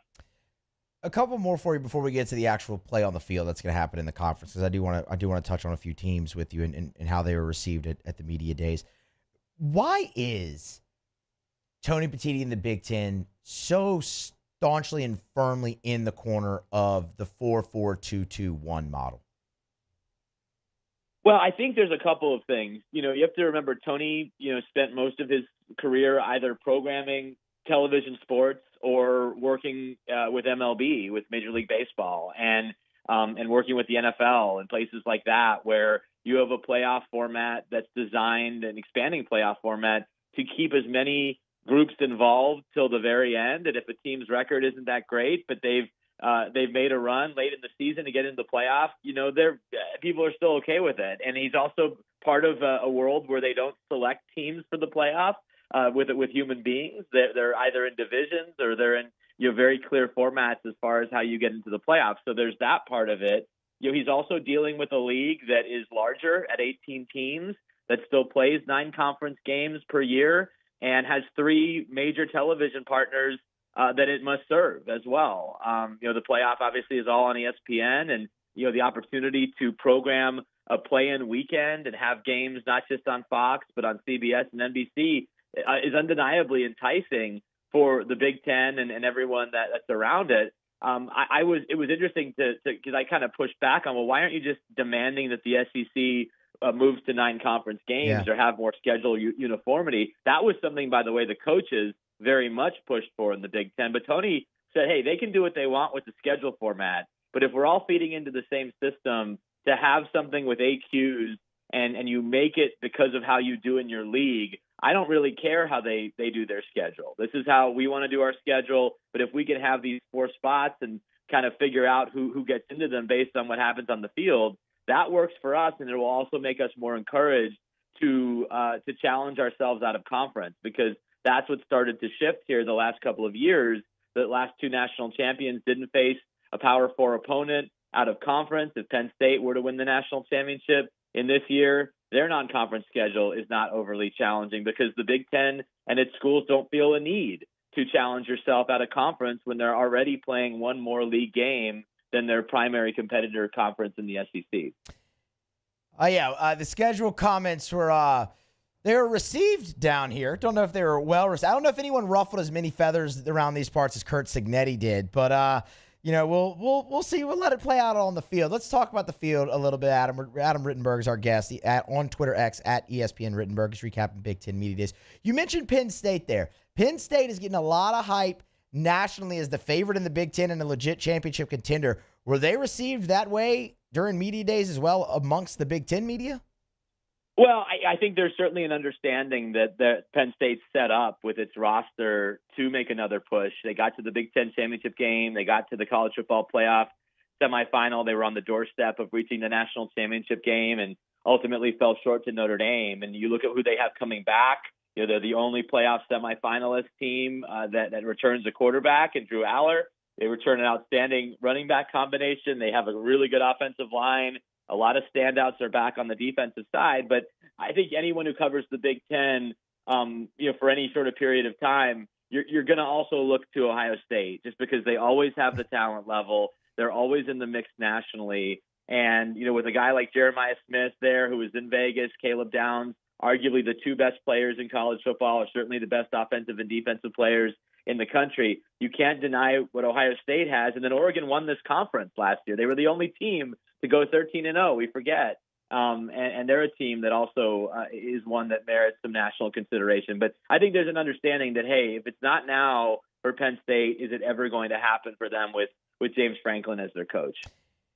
It does kind of feel like that, doesn't it? Kind of like now or never type deal there. You mentioned Drew Aller as the only playoff semifinalist that returns a quarterback. That's actually where I wanted to go next as well. What was the conversation like around the league's quarterbacks at media days? Because, man, when you look at the top of that league, there's Penn State with Drew Aller, but you got a new quarterback at Ohio State. You'll have a new quarterback at Michigan. You'll have a new quarterback at Oregon. What kind of is the feel for the quarterback depth in the league as a whole? Yeah, I think it's certainly not as strong as the feel when I was down at Big 12 Media Days a couple of weeks earlier in Texas with all the returning players and guys who were in the league championship game in that conference. Yeah, there's more uncertainty other than Drew Aller and a few others. But there's also excitement, what's it going to look like with Bryce Underwood potentially leading Michigan's offense? I know that might be a sore subject down there, but that's a reality that will probably happen this season. Julian Sayin or can Lincoln Keenholz beat him out for the starting job at Ohio State? That's going to be a major storyline. We haven't seen Dante Moore really since he played a bit for UCLA a couple of years ago, but he was the nation's number 2 recruit, now getting a chance to lead Oregon's offense. And then there's some really interesting transfers around the conference. Mark Gronowski coming from South Dakota State to Iowa to perhaps elevate an offense that's really held them back for a while. Fernando Mendoza coming to Indiana from Cal, one of the top prospects in the country from a transfer standpoint, taking over for Curtis Rourke and an Indiana team that obviously made the playoff last year. Luke Altmaier is one of those returning players. And then you've got Nico Iamaleava, who was at Media Day. I give UCLA a lot of credit for bringing him there, who's going to be part of this UCLA team. So I think the transfer group is almost as interesting or more interesting than the relatively small group of returning starters in the league. How was the Iamaleava conversation at Media Days? Yeah, no, good. I mean, talking with Deshaun Foster, they believe he symbolizes where UCLA is going, that they were able to, compete financially for him and be attractive enough for him and his family to be the destination he chose after obviously a pretty ugly departure from Tennessee. And, I think, again, they know he's the story, so let's put him out there. And he did a lot of interviews, and he spoke and kind of gave his side of things, whether you want to fully believe that or not. I think it's important to give him that platform. But UCLA believes that they are turning a corner with who wants to be there and the enthusiasm around that program. No one's out there ripping Chip Kelly, but I'll just say this. It just never felt like Chip Kelly was that rah-rah about UCLA football, even though he was their head coach. Deshaun Foster, he's a UCLA guy, I mean, through and through. And I think it's important to sort of elevate that enthusiasm and excitement around that program. And who better to, do that alongside Deshaun Foster than Nico. Talking with Adam Rittenberg. 2 more for you, Adam. Your time very much appreciated. All right, so you said UCLA, they feel like they're kind of turning the corner. I saw PJ Fleck had said something about a college football playoff run not being completely out of reach for Minnesota. Who is the surprise team that you could see potentially in the Big Ten, much like an Indiana was a year ago? Well, I don't know if Illinois qualifies as a surprise, but they're coming off of their first 10-win season since 2001. They returned Luke Altmaier. They returned Gabe Jacobs, who's one of the best defensive pass rushers in the country. So they're on the cusp, right? If they can get through September, which has a road game against Duke and Indiana, I think they're a team we're going to be talking about. Iowa, as I just mentioned, hasn't been far away from the playoff conversation. If they can get their offense in order, I think we'll be in the playoff conversation. I think Washington's a very interesting team, only 2 years removed from playing for a national title. They've got a dynamic quarterback in DeMond Williams Jr. Jed Fish is much more settled there than he was at this time last year. And then, can Nebraska do it? Nebraska has been as down on them as anyone, given their track record in the Big Ten. But they bring back Dylan Raiola, who I should have mentioned earlier in your quarterback answer. Yeah. And they have a schedule. I mean, look at this, Matt. They don't play a true road game until mid-October. And their opening game against Cincinnati has been moved to Kansas City, which essentially makes it a Nebraska home game, even though it's a Cincinnati home game. So Nebraska is a really interesting team coming off of its first bowl appearance since 2016. Can Matt Rule take the jump that he had made with Baylor at Nebraska? If so, with a pretty easy schedule, they could be in the playoff conversation. Nebraska's got that Missouri schedule that they have in the SEC. Missouri doesn't leave Columbia until, I think, week 8. They play everything else at home. Oh, man. All right, Nebraska. We'll keep an eye there on Nebraska. Adam, we appreciate the time, man, as always. Good stuff. You can get him on Twitter, X, at ESPN Rittenberg. Read his stuff always over at ESPN.com. Thank you as always, man. Thanks for having me, Matt. Appreciate it. Have a good weekend. You do the very same. Adam Rittenberg, of course, senior college football writer over there at ESPN. Covers the whole sport, does a great job at it. But, I mean, he has spent the majority of his time up in Big Ten country. So, I mean, he's really as good of a source as any to go to for Big Ten football coverage. All right, we're going to grab a break. We will come back on the other side. It's a Friday edition of AFR presented by Don Juan Cigar Bar. We're wrapping up hour 2 next with Tigers in the Pros. Stay here. After further review. Brought to you by Action Industries, proud partner of LSU Athletics. ActionIndinc.com. That's where you find them online. You can find them on LinkedIn as well. And one of the things that I tell you often about Action Industries that I really respect the most is Action Industries, they know who they are as a business. They've been around since 1982. So in 42 years, they've really developed a reputation among the petrochemical and refinery markets. And so when it comes to those contractors, these industrial and commercial contractors, like Their safety record is exemplary. The work that they do is exceptional, which is why they thrive on repeat business. Well, you don't keep getting hired for 42 years if you're not doing great work. That's Action Industries. But also they know who they are.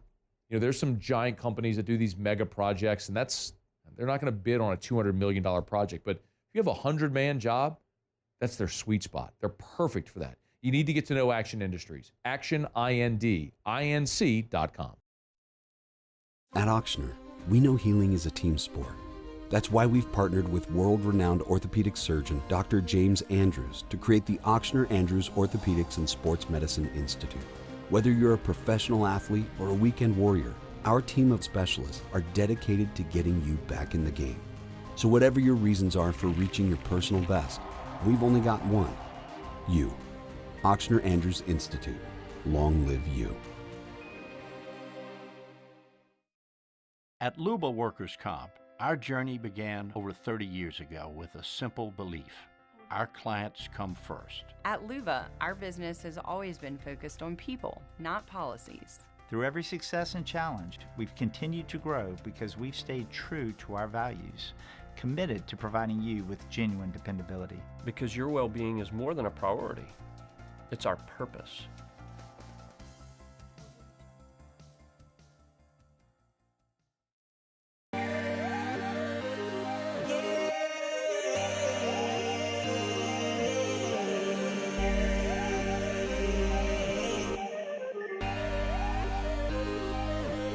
You gotta believe in a dream. Believe. You gotta believe in a dream. Believe. You gotta believe. My whole team on wild. At Sunshine, we know what you see when you look at your land. Where others may see dirt, you see the foundation you've built your life on. It's hallowed ground. It's past, present, and future. We're proud to provide quality John Deere equipment to help you maintain the land you love. Check out our current promotions and learn more about what it means to be powered by sunshine at sunequip.com. ED, low T, or simply seeking to optimize your health and performance? Goodwood Men's Sexual Wellness offers a range of discreet services to address your specific needs. We empower men to reclaim their health and confidence. Visit yourgoodwood.com. Breck teamed up to reimagine your parks, and you imagined big. With your help, we went to work, creating 12 beautiful community parks across the parish. A family-sized water park, miles and miles of trails, and parks just for your dogs. There are more places to splash, to explore, to run wild, and even soar. You imagined, we delivered. Gold. Breck, your #1 park system in the nation.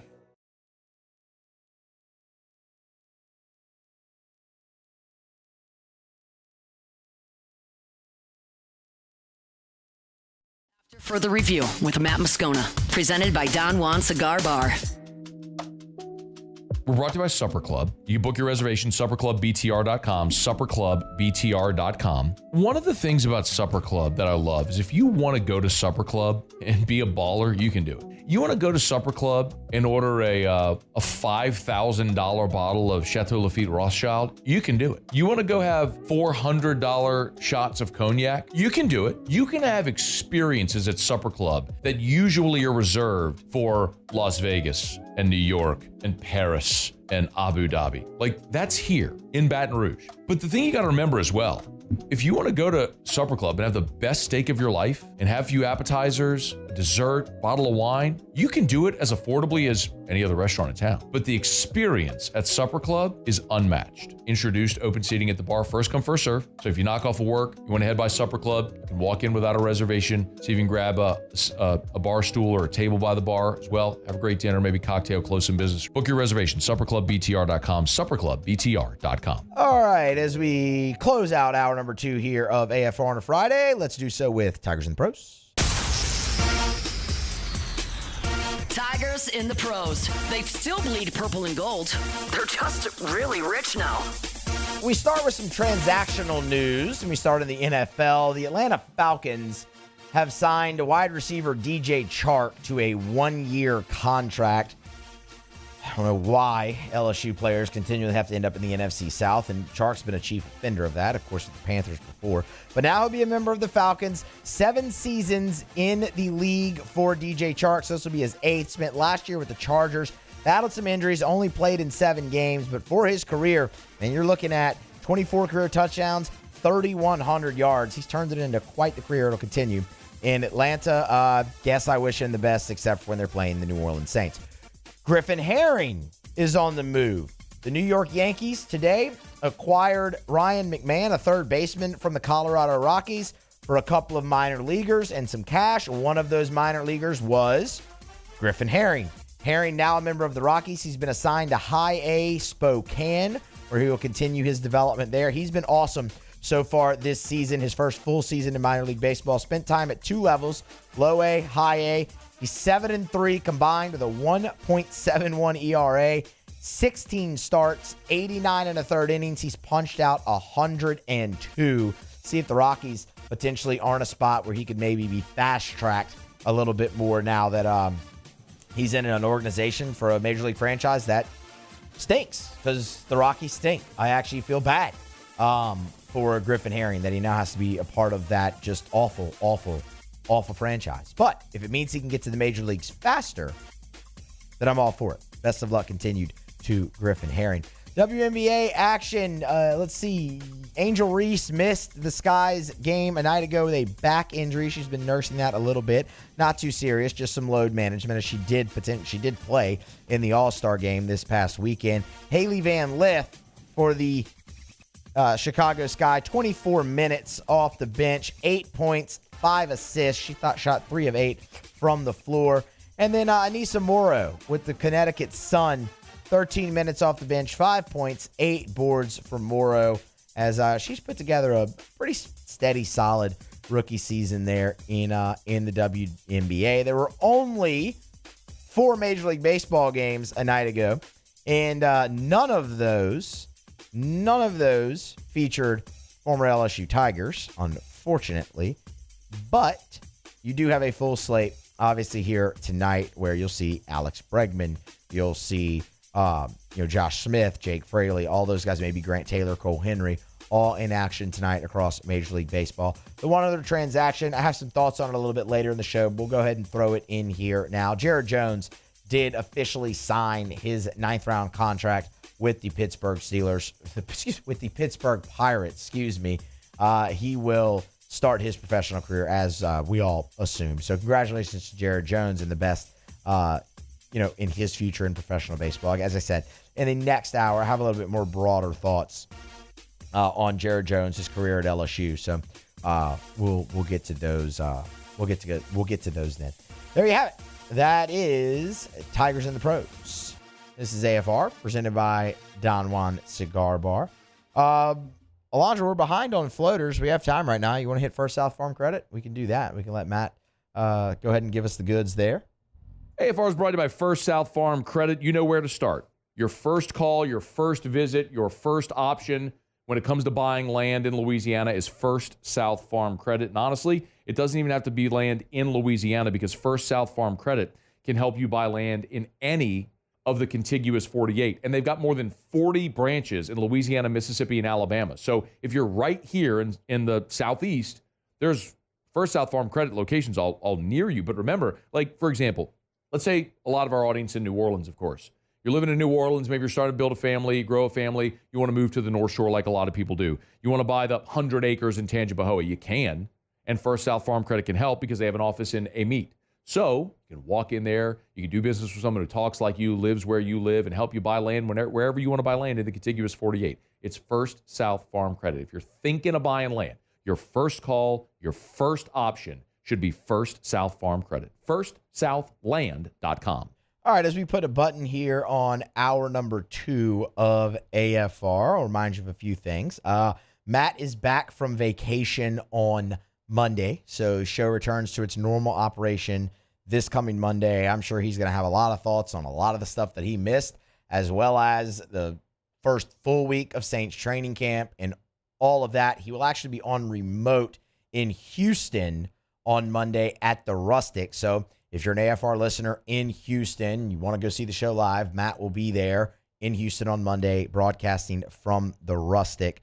But show will return to its normal operation there, and I'm sure we'll be jam-packed because y'all football season's here, and LSU starts camp next week. So there's going to be a lot for Matt when he gets back here. We'll grab a break. We will come back on the other side. SportsCenter, get you caught up. National headlines right there at the top of the hour. Then we will head down to New Orleans, talk with Rod Walker of the Times Pick and the New Orleans Advocate. He was at Saints training camp today. Get the boots on the ground, report everything that he saw from a big day from the quarterbacks, as well as some talk about the Saints defense as well.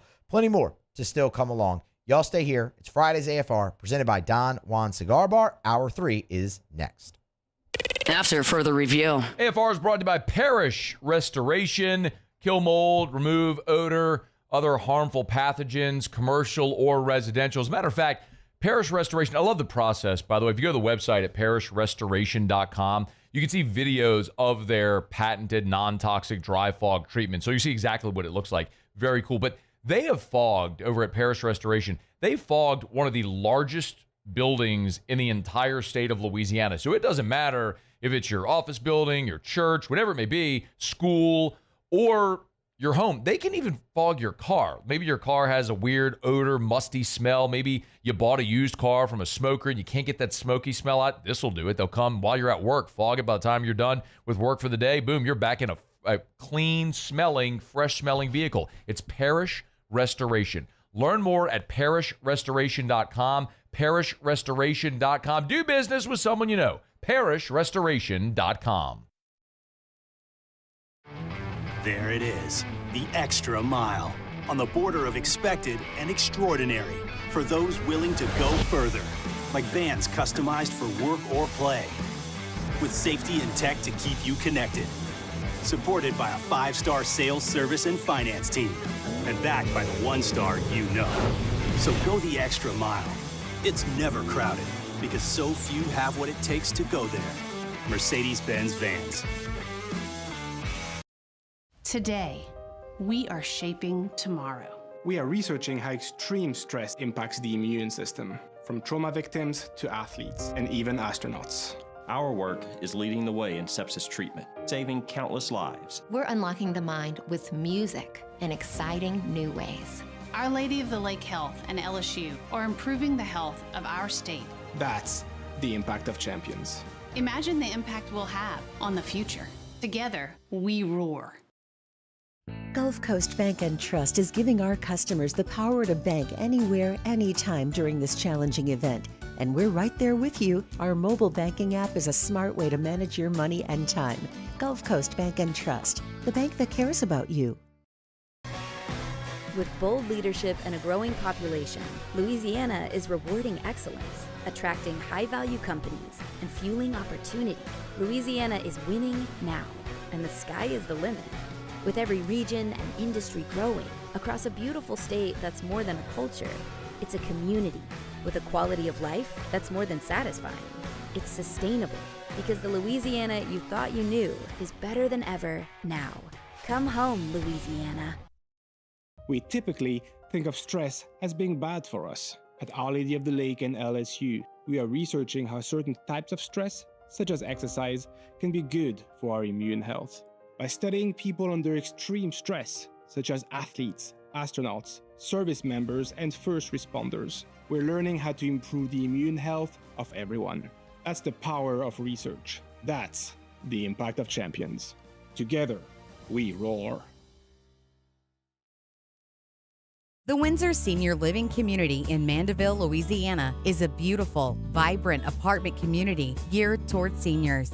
They are nestled right in the heart of Mandeville, where seniors live a more carefree lifestyle in spacious apartments with the peace of mind that comes from having a little extra help. Call the Windsor at 985-624-8040 to schedule a lunch and tour. Come see how the Windsor can be your passport to peace of mind. These ice cubes could have been a thankless bed for an all-you-can-eat salad bar. But instead, they cradle and cool the crisp, refreshing Dos Equis. Nicely done, Ice Cubes.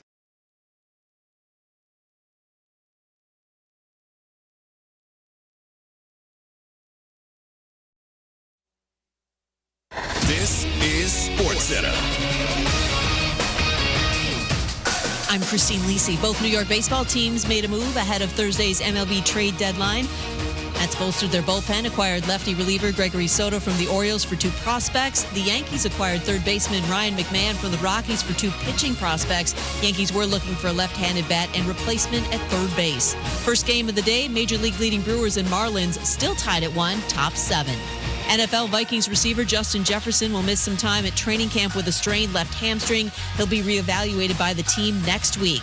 Our Harry Douglas. Even though Justin Jefferson can be paired with any quarterback and get the job done, you do want him and J.J. McCarthy, who's taken over as a starting quarterback this year for the Minnesota Vikings, to have those reps and that chemistry together with one another throughout training camp.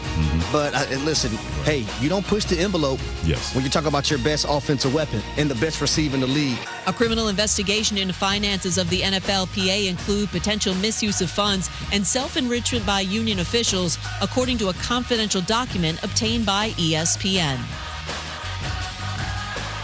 ESPN Radio is presented by Progressive Insurance. Progressive Commercial Insurance flexes to fit your business's needs. From quick repairs to adjustable coverages and even payment options, Progressive Commercial makes it easy to get what you need. Quote today in as little as 7 minutes at progressivecommercial.com. Matt Moscona. I'm very important. After further review. Say it one more time. After further review with Matt Moscona. And here we go. Live from the Mercedes-Benz of Baton Rouge studio. That's right!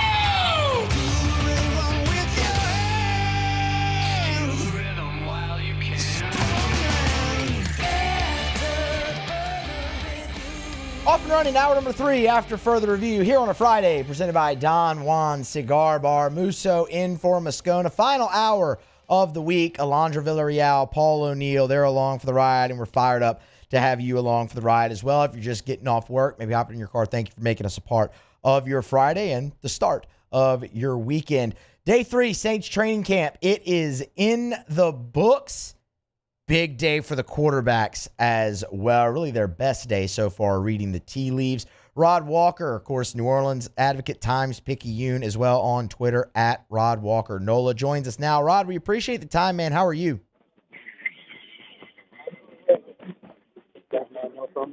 Oh, Rod? Do we have Rod? Alondra, see if the connection there for me, please, actually. I could not hear Rod.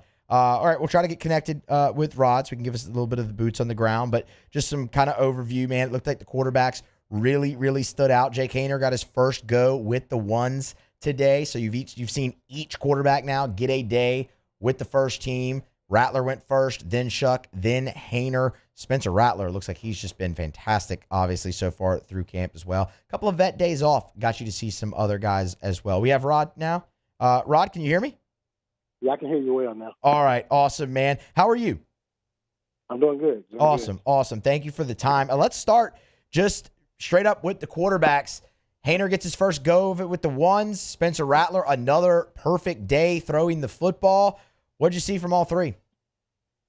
Well, I guess first it's starting with Jake Haener. Kellen Moore, when we talked to him, he kept saying it's a 3-man race, and we didn't know if he was just saying that or if he was really going to, distribute the reps evenly. And today he kind of showed that he was. He gave Jake Haener a chance to run with the ones today, which we hadn't seen. So each quarterback has had a chance with the ones this week in the first 2 days. And Haener was solid, but Spencer Rattler definitely was the best quarterback today. He was perfect, 6 for 6 and 11 on 11, and then he went 4 for 4 and 7 on 7.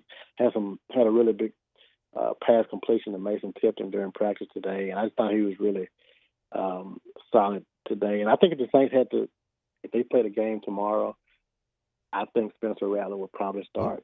But that's if they play tomorrow. But I think this race is really tight.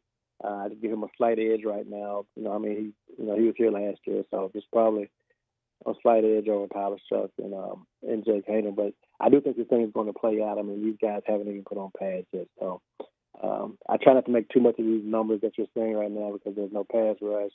So we don't know how good the offensive line is.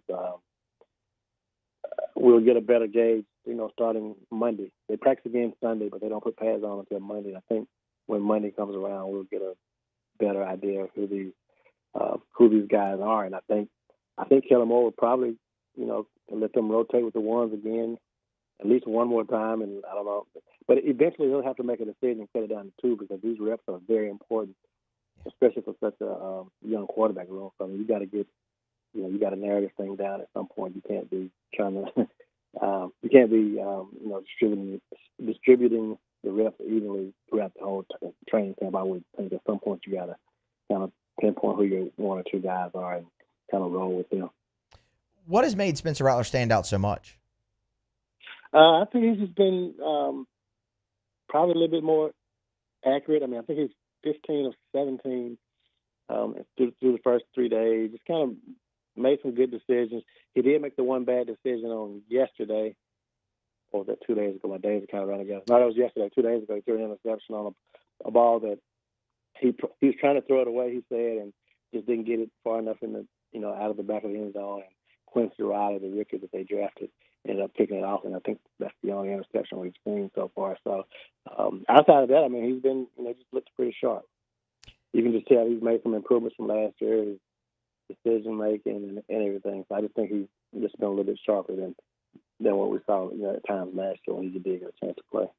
Let's talk tight end, Rod. So, I mean, obviously, look, you had Juwan Johnson out there, obviously running first team, but you've had, kind of a hodgepodge behind him. Michael Jacobson, Trayton Welsh. I mean, you've even had some Jack Stoll in there. Obviously, Noah Fant visits today. I want to get to that, but just with the tight ends they have out there available right now, what have you seen from that group? Well, Michael Jacobson made a couple of good plays today, but I mean, you look at that group. I was just actually before you called, I was just kind of going through that list of tight ends, and I don't think I overlooked anything. But other than Jack Stoll, he had 2 catches last year. They don't have anybody else on this roster who has a catch other than, I mean, obviously Juwan is back, but outside of Juwan, I mean, they're just really thin with Taysom and Foster Moreau both being injured. So, yeah, I mean, that to me, that's the weakest part of this offense, and I'd probably even go to far as say the weakest unit on the team. I mean, they just don't have a lot of depth there right now. Obviously, when Foster gets back and Taysom gets back, I mean, that makes things better. But starting the season, I wouldn't expect either one of those guys to be ready when the season starts. So you're basically just going out with Juwan and a bunch of guys who don't have a whole lot of experience. So they need to look for some help there. And you mentioned Noah Fant coming in today, and I think he'd be a really good addition to this team because they're just so thin at tight end right now. Anything you can tell us about the Noah Fant visit and how it's been going potentially? No, I haven't heard anything other than, I mean, Kellen Moore did, confirm today that he would be there. And I think I actually saw him, but I'm not sure if that was him because it was from a distance. But, I did ask Juwan about that because Juwan was one of the players who talked today. And, he kind of raved about Noah Fant. He just knows that that's a guy that could definitely help this team. And I think, he welcomes them and hopes that he can, if he decides to sign, I mean, Juwan thinks he can be a really good addition to his team. I mean, Noah's a guy that, was drafted in the first round. His career hadn't really taken off like people thought it would, but you look at his stats and you look at Juwan's stats, they're very, very similar, which is just odd how close their stats are from last season. Those guys, 40, 50 catches and 500 yards, whatever it is. But he's a guy that, I mean, he'll be able to help. I mean, you saw last year when guys got hurt that the Saints were kind of thin. So just to be able to have another tight end on the roster who with some experience like that would do wonders for this offense. And I think Kellen Moore, he's a coach that definitely wants to involve his tight ends a lot. And they'll need it because when you look at those receivers, you got a bunch of, we kind of talk about how undersized they are with Chris Olave and Shaheed and Brandon Cook. So I think if you add a good tight end with some size that can, get those third and short situations for you and you can catch a pass and that's if you need them. So I think if Noah Fant decides to come here, it'll be good for this team. But, he also visited the Bengals. So I think for him it's going to be a matter of, hey, do you want to go play for this team where you can get a lot of catches, a team that's probably not a Super Bowl contender in New Orleans, or do you want to go play with Joe Burrow and maybe not get as many catches but have a probably a better chance of making the playoff run. So I don't know where he is in his career as far as what he wants to do, but to me, that's what it kind of boils down to for him. A couple more for you, Rod. Your time very much appreciated. Rod Walker giving us a boots on the ground report from Saints training camp. The Advocate, Times-Picayune. Of course, you can get him on Twitter at Rod Walker NOLA. How much should I make of Mason Tipton's big day? I thought it was impressive. I mean, but you look at last training camp, he played really well at training camp last year, and things didn't really go that well in the season for him. But I think he may make that leap from year one to year two. So I think he's a guy that can probably help that receiver room out. And we've kind of been saying, about Olave and Rashid and maybe Brandon Cooks, but they're still gonna need some other guys to step up. I mean, two guys I just mentioned, Olave and Rashid. I mean, they haven't been able to play a full season, so you definitely need some help behind them. Probably, I mean, knock on wood, maybe it's the year they can, stay healthy. But if Mason Tipton can keep stacking days like the ones he had today, I think it bodes well for him and his chances of being a contributor on this offense. And you look at the receiver room. I mean, I've been kind of thinking that I kept thinking, okay, this is going to be Bub Means' year, and he had. And again, we're just 3 days in, no pads. So when the pads come on, different guys tend to step up and shine. So we'll see how that plays out. Last one for you. I've been really kind of focusing in as well on the running back position behind Alvin Kamara. Kamara gets the vet day off, so, I mean, you get a lot of guys work. And, man, I feel like we've kind of seen all of them so far, whether it's Cam Akers, whether it's Clyde, Devin Neal, Velus Jones. Like, they've kind of just all, Kendre Miller, they've all kind of taken their turn. What have you been able to make 3 days in? I get it, it's early, but of that position kind of behind Alvin Kamara, being able to see so many guys.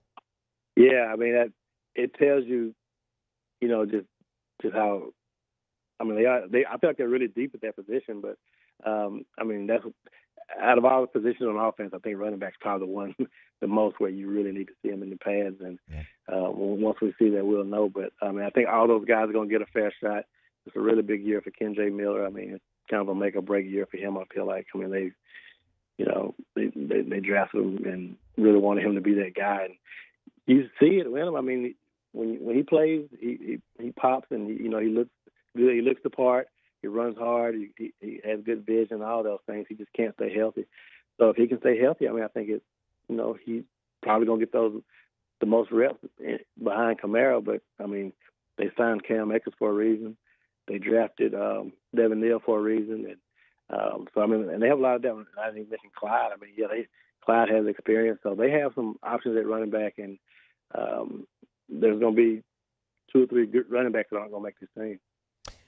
He is Rod Walker, New Orleans Advocate, Times-Picayune, on Twitter at Rod Walker NOLA. We appreciate the time as always, Rod. Thank you. No problem. Thanks, man. Absolutely. All right, we're going to grab a break, come back on the other side. Jared Jones has officially signed his contract with the Pittsburgh Pirates, something that was very much expected, obviously. He sent out a nice thank you to LSU and Baton Rouge in Louisiana earlier today. I have some thoughts on Jared Jones that I'd like to go through. We'll do that next here on AFR.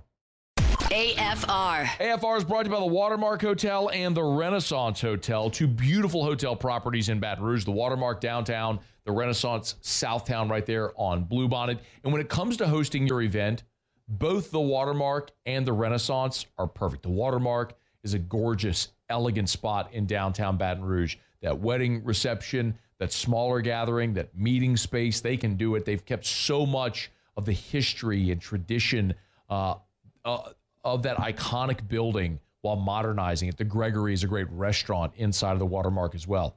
And then, of course, the Renaissance Hotel, Southtown, right there on Bluebonnet in Baton Rouge. It's more modern. It's a gorgeous, gorgeous hotel property at the Renaissance Hotel where they have meeting space that can accommodate up to 500 people, 7,000 square foot of meeting space, perfectly located right off of Bluebonnet and I-10. It's the Watermark and the Renaissance Hotels in Baton Rouge. At Sunshine, we know what you see when you look at your land. Where others may see dirt, you see the foundation you've built your life on. It's hallowed ground. It's past, present, and future. We're proud to provide quality John Deere equipment to help you maintain the land you love. Check out our current promotions and learn more about what it means to be powered by sunshine at sunequip.com. At Atmos Energy, our Smart Choice solutions help customers save energy and emissions with rebates up to $500 off high-efficiency natural gas appliances, smart thermostats, and weatherization upgrades. Together, we're fueling our energy future. Bayou Chrysler Dodge Jeep Ram is taking $22,500 off MSRP on the brand new 2025 Ram 1500 Laramie with $22,500 off MSRP with a complimentary 7-year powertrain warranty that comes with all new Bayou Automotive vehicles. If you need sales or service, the crew at Bayou Automotive is going to do right by you. River Parish Contractors has immediate openings for structural steel shop fabricators. Call or text Big Jake today at 318-547-1000 or go to rpcontractors.com and click on employment. River Parish Contractors. Let's get building. At Auctioner, we know healing is a team sport. That's why we've partnered with world-renowned orthopedic surgeon Dr. James Andrews to create the Auctioner Andrews Orthopedics and Sports Medicine Institute. Whether you're a professional athlete or a weekend warrior, our team of specialists are dedicated to getting you back in the game. So whatever your reasons are for reaching your personal best, we've only got one: you. Auctioner Andrews Institute. Long live you. Baton Rouge's home for real rock. It's Eagle 98.1. Foo Fighters. Led Zeppelin. AC/DC. Pearl Jam. And the flagship home for LSU sports. Take us anywhere with the Eagle 98.1 app. Eagle 98.1 is the rock station. Gulf Coast Office Products is a nationally recognized Saban office equipment dealer based right here in Louisiana. Over 100 employees strong, Gulf Coast has the boots on the ground to support all vertical markets from education, engineering, legal, and finance. With the latest in office technology from desktop to production segment units, Gulf Coast and Saban have the perfect fit for you. Call 225-756-2644. That's 756-2644 for Gulf Coast Office Products. At Bayou Automotive, we believe in a sales process that puts you first. We want you to experience an easy purchase with clear pricing and great service. Let Bayou Ford and Bayou Chrysler Dodge. After further review with Matt Moscona, presented by Don Juan Cigar Bar. Brought to you by Shaville's Tire and Auto Service, ShavillesTire.com. 18 locations in South Louisiana. Find the location nearest you at ShavillesTire.com. Bumper-to-bumper auto service and name brand tires at wholesale prices. They will always find a way to get you the best possible price for the best possible tires on the road. That's what they do at Shaville's. And when they get you in by selling you the best tires, the cheapest price possible, they're going to treat you like family, and they're going to treat you so good you're going to keep coming back year after year after year every time you need anything for your vehicle. Tires rotated, oil changed, check engine light on, brakes squeaking, whatever's wrong with your vehicle, bring it to Shaville's. Let them give it the once-over, and you can always schedule online, so it's convenient. ShavillesTire.com. Find the location nearest you at ShavillesTire.com. Shop tires online at ShavillesTire.com. Be sure to ask about the Shaville's credit card as well, because you can save $50 off your first purchase when you use the Shaville's credit card only at Shaville's.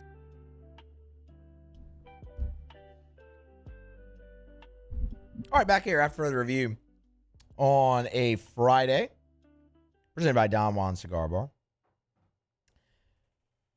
The deadline to sign for the MLB draft is July 28th. That's Monday. It doesn't really hold any significance for LSU. I mean, the decisions are made, and really the only one that was iffy up in the air was River Hamilton, your right-handed pitcher signee out of the state of Oregon, and he ultimately signed with the Detroit Tigers, I believe on Wednesday is when that was. So, I mean, the decisions were basically made. We're just kind of reacting and kind of looking back here now as they come down. And Jared Jones officially signed with the Pittsburgh Pirates, finally getting that deal done. Forgive me, I don't have the exact dollar amount that Jones signed for. I would assume, looking at the Pirates and what other draftees have signed for, that Jones got a little bit over the slot value in the 9th round. Jones was a top 100 prospect per MLB.com. His slot value in the 9th round was $206,100. So I would think he got at least a little bit above that, maybe in the $350 range, just given kind of the other overslot and underslot deals the Pirates made. I was looking at that a little bit early, so good on him. I know a lot of people saw Jones in the 9th round and thought maybe there was an outside chance, and there just never was. I heard plenty of that on Musso at the box. It was just not ever going to happen. And it has nothing to do with his slot value and how, oh man, he'd get more in NIL at LSU or whatnot. It has everything to do with this is his leverage. You have to strike while the iron is hot. You don't want to be a senior sign ever, but especially in the shoes of a guy like Jared Jones, who is he's a player that there are a lot of at the next level. A first baseman who's a power hitter who swings right-handed. They can go pick that guy off of a tree in Major League Baseball and just stick him over there. So you strike while the iron was hot, and that's why. And there wasn't, because he is that guy, there's just not much else he could have done to improve his draft stock anymore. So you strike while the iron is hot. You get your money when you can. You don't risk coming back and them offering you $17,000, take it or leave it. This is absolutely the right move. And Jared Jones, when you look back on his time at LSU, he is one of the greats. That's not arguable. Was he a perfect player? No. But you show me the first perfect baseball player, and I'll gladly shake your hand. They don't exist. It's a game of failure. It's really difficult. Jared Jones is one of the greats in LSU history. This is a guy who finished 3rd all time in home runs with 64. And when you do something like that as a prolific a program in hitting home runs as LSU is and has been, that is substantial. I don't care when the majority of those home runs came. If it was in the midweek, if it was in postseason, if it was in the regular season, I don't care. Jared Jones hit massive home runs for LSU. And 2 of the biggest that he hit in his career came this year. The walk-off against Tennessee, that 3-run homer against UCLA in the College World Series to give you the lead. And then, oh, by the way, the game-tying home run against Arkansas in the deciding game to send LSU to the championship finals, which he also walked off later. He was already one of the greats, but the postseason accolades that he put forth, that he garnered, the moments that he gave LSU fans and that program this year cemented it. A career 300 hitter as well. Fell just short of 200 career RBI by 20. And a guy that consistently got better each of his 3 years. Jay Johnson posted this on Twitter earlier today. As a matter of fact, Jared Jones contributed to 150 wins and 2 national championships in his time. If that's not an all-time great, I don't know what is. And oh, by the way, he had to fill the shoes of Trey Morgan over at first base, which is the most unenviable task I think that Jared Jones had laid at his feet. And he was awesome. He fielded just short of 990 for his career over at first base. And when Jared Jones was in the field, he was at first base. Other than that, he was a DH, and, what did he get, 1 start in his career at third? We don't really need to bring that up, but what did he get, 1 start in his career at third? Other than that, he was at first base, and he fielded just shy of 990 for his career. That is massive. So much so that his defense wasn't even a talking point when he was over at first. That was very much a question when Trey Morgan left, what you would do over there defensively. Jared Jones was awesome. He played the game the right way. He came up with huge hits. He was a big-time leader on a really good team. And while, you know what, he might not fall into the category of a guy like Cade Anderson or Ethan Fry or Chase Shores who made himself a bunch of money, Jared Jones is a guy who came to LSU from the state of Georgia and leaves as one of the all-time greats and now fully understands what this program means and that it meant an awful lot to him.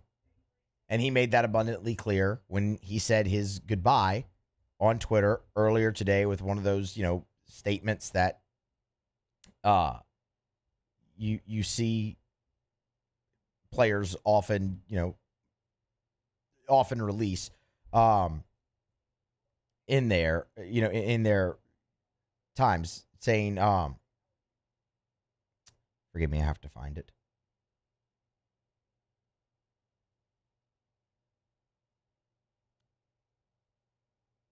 Oh, there it is. To the entire LSU coaching staff, thank you for allowing me the opportunity to be part of the LSU program and for shaping me into the man and the person and the player that I am today. Called Baton Rouge a second home. Did mention the rain delays as well. And here, this program has meant so much to me. I will not soon forget the moments and memories we shared together along the journey and could not be more grateful for the time spent here.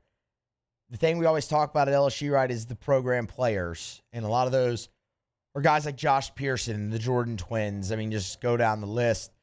Anyone who came from Louisiana who understands what it means to wear that uniform and what baseball means to this community. It's a whole nother thing when those guys can come from out of state. And Jared Jones did that. And, boy, his mark is left indelibly on this program for the rest of the time. And that was, again, just further cemented by the performance in the postseason. And he was an easy target for a lot of his time at LSU. And none of it was really ever fully deserved. And you know who you are. That's one of the all-time greats. Congratulations to him on starting his professional career. And you know what? If and when it clicks, he'll play a lot of meaningful baseball as a professional until he decides to ultimately hang it up. So congrats to Jared Jones, a great Tiger. All right. We will grab a break. We will come back on the other side. Switch back to Saints one more time. We've talked so much offense today, but Kellen Moore did touch on the defense a little bit. I want to let you hear what the head coach had to say, give you a little bit of thoughts. We roll along here on a Friday edition of AFR, presented by Don Juan Cigar Bar. AFR. GLO. GlowResources.com. GlowResources.com. Glow Resources, they are complete employer solutions. Get them by Glow Resources or go to GlowResources.com. If you're a business owner and you want to be more efficient, maybe you're really struggling to find the right person in your job at your place to make your business more efficient. Maybe you're struggling to find people who are responsible, people that show up on time, people that are efficient when they work. You ever had a job where you think, man, that should have been done in 2 hours and it takes 8 hours? Well, what if you had the right people to get that done? I'm telling you, Glow Resources can find them. And while their corporate headquarters are here in Baton Rouge, which I love about them, by the way, they've got offices in Miami, in Orlando, in Houston, in New Orleans, in the Golden Triangle, and they service businesses all over the world. So no matter where your business does business, if you need the right people, you need Glow Resources. Family-owned and community-driven. Service Chevrolet Cadillac, a legacy you can trust since 1972.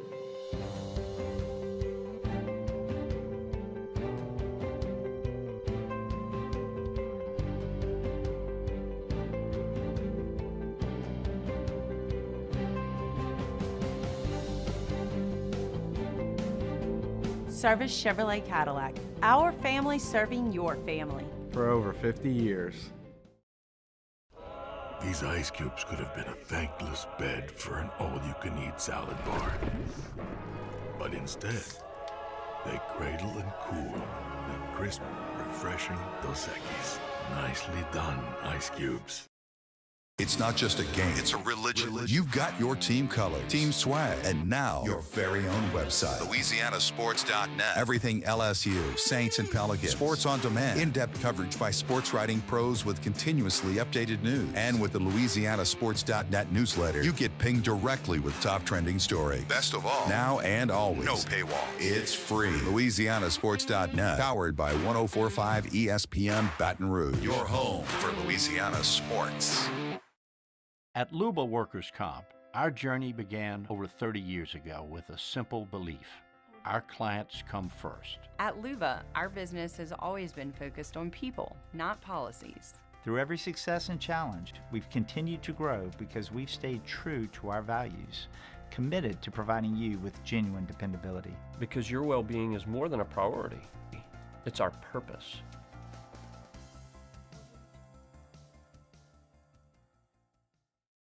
Man, age is just a number. Don't let it dictate how you feel. Goodwood Men's Sexual Wellness has anti-aging services that can help you look and feel your best.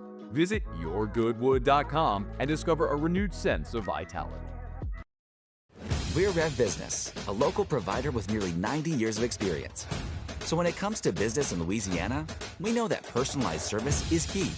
And we're here to go the extra mile with all fiber solutions that deliver what every business needs: reliability and quality. We're not just providers. We're the local team dedicated to helping you succeed. True partnerships are homegrown. Rev Business, internet, phone, managed services. Visit us at letsrev.biz. River Parish Contractors has immediate openings for structural steel shop fabricators. Call or text Big Jake today at 318-547-1000 or go to rpcontractors.com and click on employment. River Parish Contractors. Let's get building.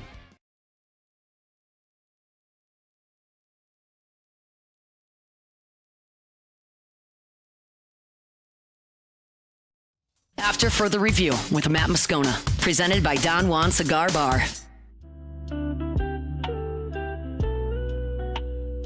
We're brought to you by Rouses, Rouses.com, Rouses.com. They got Rouses everywhere, y'all. Speaking of what, you need to save some money? Go to Rouses. Get the weekly ad. Go to Rouses.com. You can click on the weekly ad. You're going to shop for your groceries. You're on a budget. Rouses is going to help you save. Or just go to Rouses and look for the Rouses branded products, because one of the most impressive things about Rouses is whenever they have that Rouses R, the R logo with the circle around it. If you see that Rouses branded logo, so their products, they always do whatever they can to source locally. Whatever ingredients they can source locally in Louisiana, they do it for their products. And they're going to save you money. Great quality products to save you money, and always a friendly atmosphere as well. It's Rouses. The official supermarket of the New Orleans Saints, Rouses.com. Rouses, this feels like home. All right, getting close to the end here on a Friday edition of AFR. I want to switch back to the Saints here momentarily. We've talked so much this week in the first 3 days of training camp about the offense. And obviously there's a ton of reasons for that. First and foremost, you have a quarterback competition, and it's a three-way race right now, and it's between three young guys. Like, you don't have a veteran in that room. There's a lot of interesting dynamics between a second-year Spencer Rattler and then a rookie in Tyler Shough. There's a lot of reasons you'd focus on that. Kellen Moore is an offensive head coach. Like, of course, the main focus is going to be on offense. Tight end has come in, to the foray here. You've shuffled the offensive line. There's just a lot of reasons the main focus has been on the offense. But through the first 2 days of camp, as you're expecting, the defense was ahead. And the defense had two really nice days the first 2 days of camp before the offense punched back here on Friday. So Kellen Moore was asked about the defense. And it's important to note, and we talked about this with Rod Walker when he was with us earlier, the pads have not come on, not just in training camp. The pads have not come on at all in this offseason. And they won't until Monday. Saints practice again on Sunday, but the first full padded practice is Monday. And that's where you'll really, really be able to get a look at this defense and really even some of the offensive players as well. But Kellen Moore was asked Friday after practice how you evaluate a defense before the pads come on. You're not going to be able to get the ultimate physical evaluation. What you're going to get is the initial assignment. Are they responsibly sound?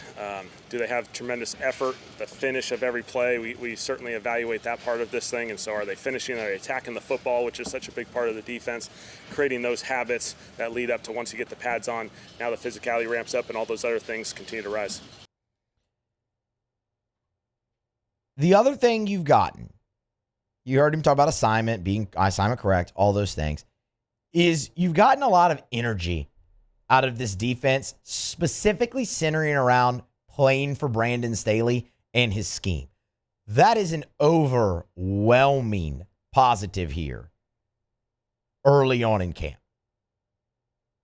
Because look, the Saints have to get back to their ways on defense.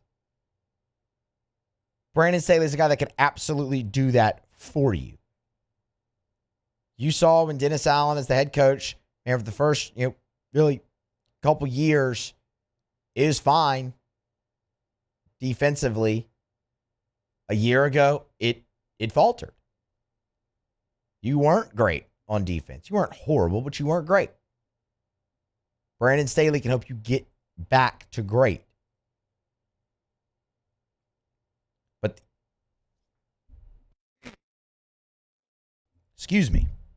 But the energy around Staley, around the defensive scheme, that's been an overwhelming positive as well as assignment correct. And look, you've seen them make some plays. Quincy Riley had the interception of Spencer Rattler and things of that nature.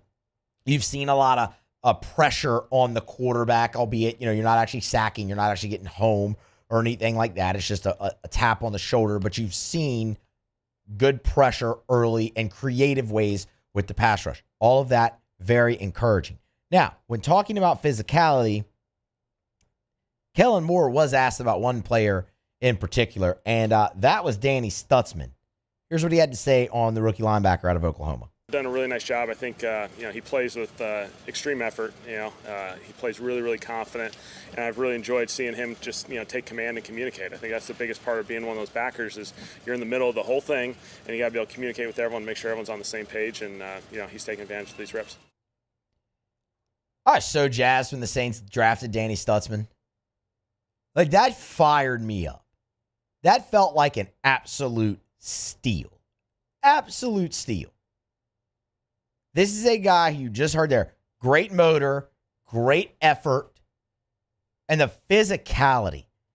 That's what stood out so much. I can remember Eagle 98.1 game day, pregame this year. LSU's playing in Oklahoma. At that point, Jim Nagy was the executive director of the Senior Bowl. Talked to him about Danny Stutzman on that show preceding that game. And, he could not say enough great things about the player, about the young man, and physicality was at the top of that. Consistency as well. And it's a consistency in performance, but that comes with the consistency and the effort that Kellen Moore was just talking about. 3 straight 100 tackle seasons for Danny Stutzman to end his career at Oklahoma. He fell just shy of 400 career tackles in college. That's his game. Tackling machine. And he brings bad intentions. When I talked earlier this week about things we were watching in training camp, gave you 5 of them. One of them was the rookies on defense. And that starts first and foremost with Danny Stutzman. Do I want to see Jonas Sanker? Absolutely. Do I want to see Quincy Riley? Of course. But man, you look at the linebacker spot for the New Orleans Saints, and Demario Davis is not getting any younger. You have Pete Werner. You got a guy like Nephi Sewell. Like there's guys you have there. But Danny Stutzman, I fully expect him to make this team. And I fully expect him to have a role on the Saints defense. You need to sub out, a guy like Demario Davis or Pete Werner. God forbid you have an injury there or whatnot. Danny Stutzman could be ready to step in there as a rookie. He's just a very mature, very smart, cerebral guy, and he's all over the field. We talk about the tackle prospect. How about 36 TFLs in his career at Oklahoma? This is a guy that I just look at and go, man, let him go out there, let him see ball, let him hit ball, and you'll love the results. And then, of course, a guy like Quincy Riley, who you need to really emerge here.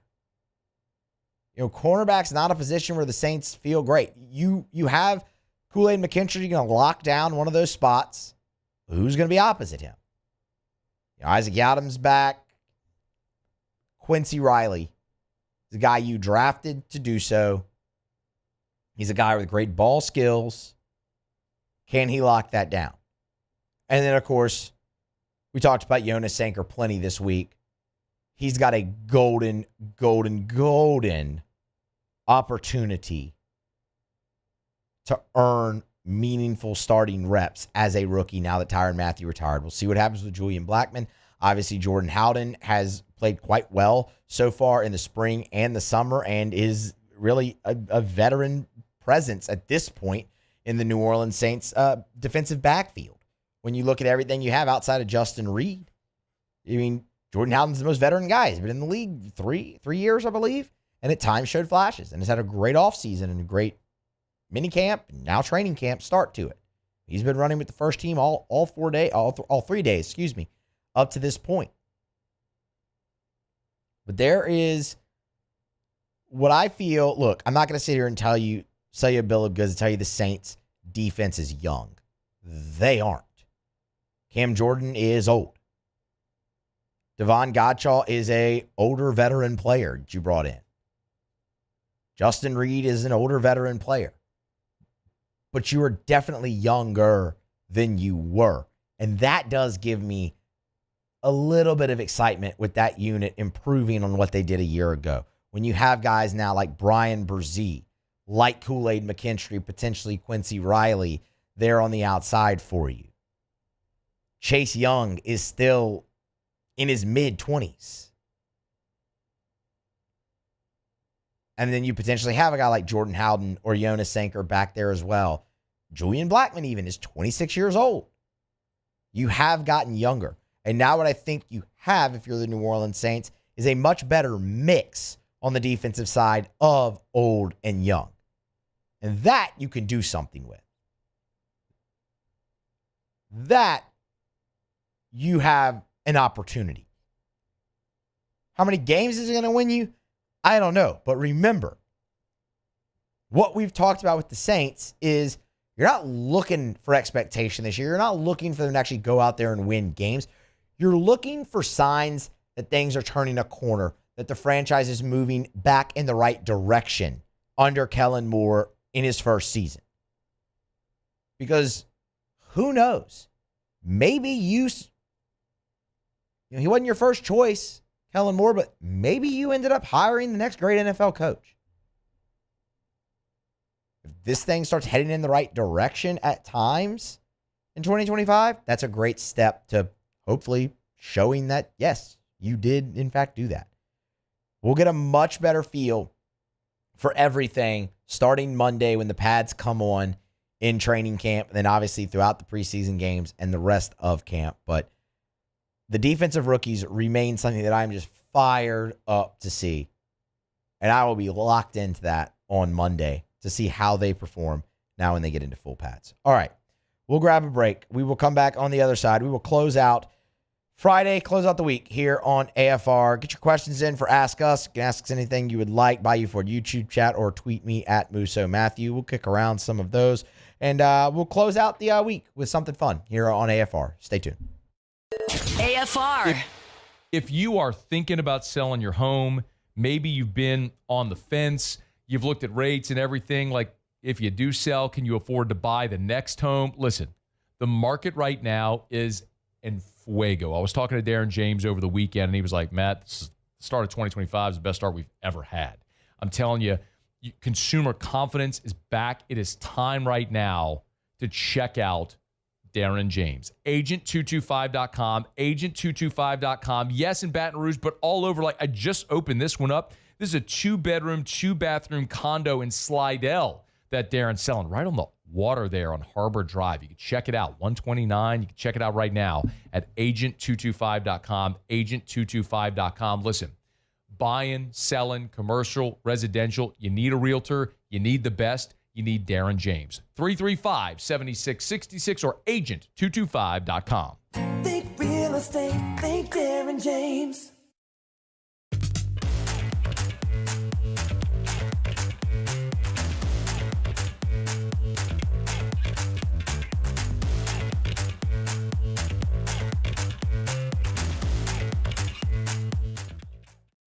At Luba Workers Comp, our journey began over 30 years ago with a simple belief. Our clients come first. At Luba, our business has always been focused on people, not policies.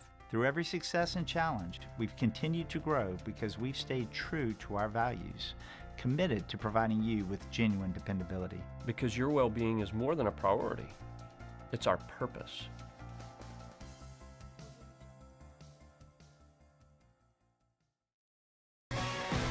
With bold leadership and a growing population, Louisiana is rewarding excellence, attracting high-value companies, and fueling opportunity. Louisiana is winning now, and the sky is the limit. With every region and industry growing across a beautiful state that's more than a culture, it's a community with a quality of life that's more than satisfying. It's sustainable because the Louisiana you thought you knew is better than ever now. Come home, Louisiana. Parish Construction and Roofing. This is Coach Kim Mulkey. Go to parishbuilt.com for all of your roofing needs. From your hometown, parishbuilt.com.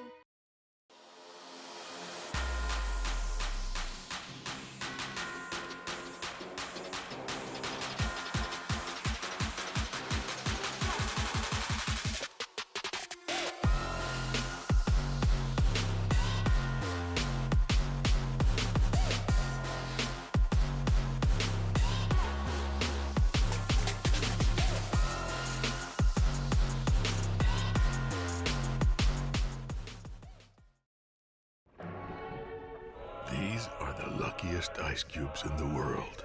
They could have been a thankless bed for an all-you-can-eat salad bar. But instead, they've been called upon to cradle and cool a crisp, refreshing Dos Equis. Huh. Looks like the lucky just got luckier. Dos Equis.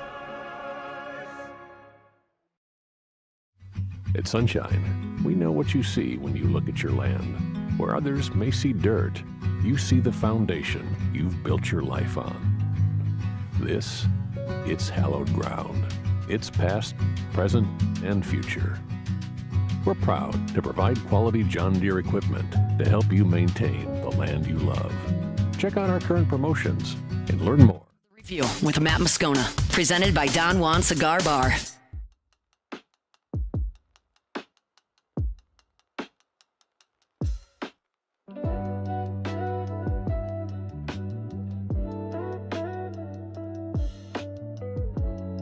Brought by Parish Construction and Roofing, parishbuilt.com, parishbuilt.com. Tell you every day, do business with someone you know. That's me and Terrio and Richard Tilley and Joe Morales and Trent Davis and our whole staff. We appreciate everyone so much who's giving us the opportunity. Our commercial roofing manager, Matt Pearson, sent us all a text that we were just awarded a large commercial roofing job today, and they heard us talking about it. Yes, of course, at your home, any roof repair, replacement, we love to help you out. We can install gutters for you. We do soft wash, do all of it. But I want to remind you that we are a commercial roofing company as well. So if your commercial building needs a new roof or repair, you have any issues whatsoever, we have the best guy. We went and scoured the world and found Matt Pearson in Florida, and we brought him to Baton Rouge. I'm convinced there's not a soul alive that knows more about commercial roofing than Matt Pearson. So if your commercial building is having any roof issues, roof repair, replacement, or you just need options, trust me, have a conversation with Matt Pearson. We'd love to help you out. Parishbuilt.com, parishbuilt.com. All right, closing out the week here on AFR, presented by Don Juan Cigar Bar. Musso in for Moscona. Moscona's back on Monday. All right, Alondra, you were telling me something in the break about some no context Dave Aranda. No what context happened? Dave Aranda. I honestly was trying to look just now to what the question that was asked was. So I don't even really have context either, and you don't know. You haven't seen this video. I at have all. not. I did not see this at all today. I guess Dave Aranda. Dave Aranda is like going viral right now. Okay, I guess he met with the media today. Maybe Yeah. they opened fall camp or something like that. It looks like helping coaches help kids, like a THSCA Okay, so like a charity, thing. a charity Yeah. event. Okay. Yeah. And I'm trying to find out what the question was, but the question was. Well, wait, I don't know if I want to know. Okay, we'll just play it. Do we have the audio? Okay, all right, Yeah. let's go ahead. No context, Dave Aranda, go.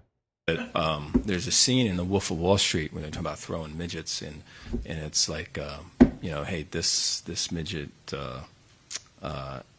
can he roll there? And you go, no, he doesn't roll. You throw him. You know what I mean? And they're made for throwing. And then after a while, they start talking, and they go, well, you know what? I think if you start talking, they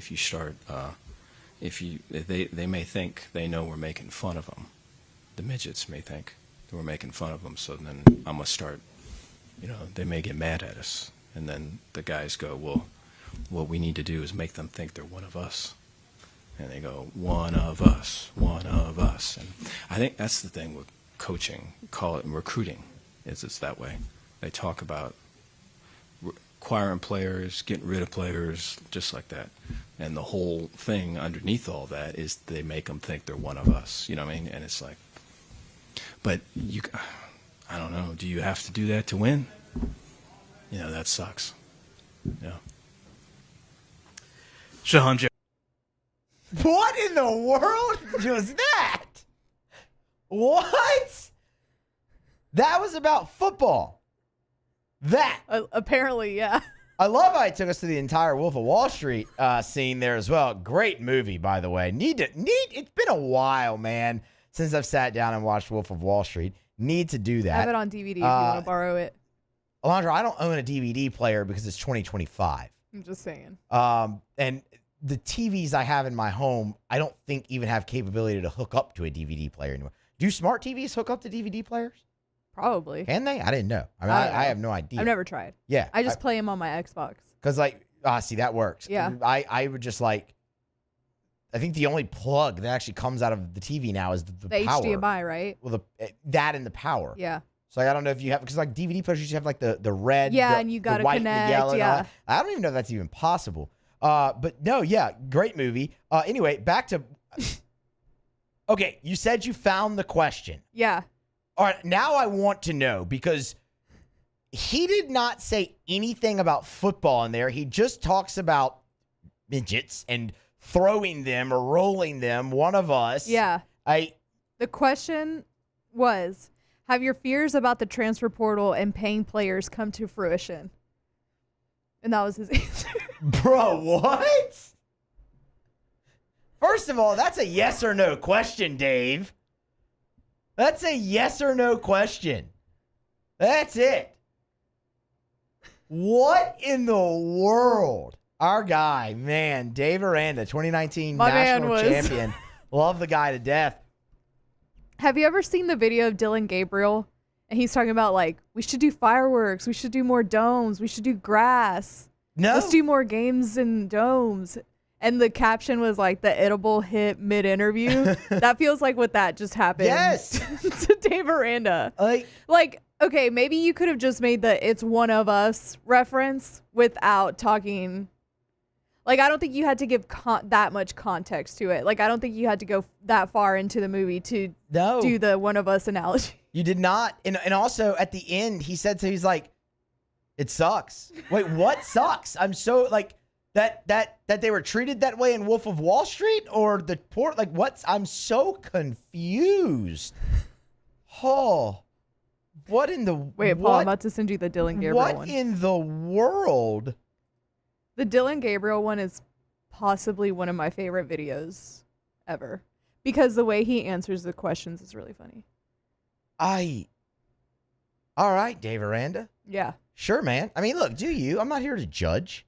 You might have some advocacy groups coming after you a little bit there for some of the language. I love that he didn't care. Yeah, I love that too, actually. I think that's great. Paul has the Dylan Gabriel one. Yeah, let me hear Dylan Gabriel. Because this is so good. I can't believe you haven't seen it. Could you just fill in the blank? We will beat Ohio State if we do. Be at our best. What's your best look like? Competitive, making plays, being good in situational football. Not for the coach talk, but it's just the reality of the situation. But we love the Rose Bowl. We love warm weather. I think we should play more football on nice grass instead of the artificial stuff. And the more sun, the better. Why do we do it to ourselves? Like, do fans want to sit in the snow and the rain? And let's just make arenas. Let's make domes. Let's do grass. Let's do more fireworks at games. Yeah, let's do that. Okay, all right. So first of all, if you keep winning, you get domes. And then she goes games, on to so. say, like, I love oh, that. so Did you know I guess that? you I want to do. play every game in Or- Hawaii. And he's like, wouldn't that be unreal? I'm gonna tell you, I actually think that's the first time I've ever heard Dillon Gabriel speak. That's not what I remembered him sounding like. So that might be the first time I've ever even actually heard him talk. He's got a point though. Why do we sit out in the snow and the rain and all that junk? That's stupid. Why do we do it to ourselves? And the Rose Bowl's beautiful. They have it's the best grass in college football. They grow it off-site, bring it in. It's painted up perfectly. I love the aesthetic of the Rose Bowl. It's the best. Like, yes, absolutely, all of that. All right. Should Man. do more fireworks. What an ending to this show.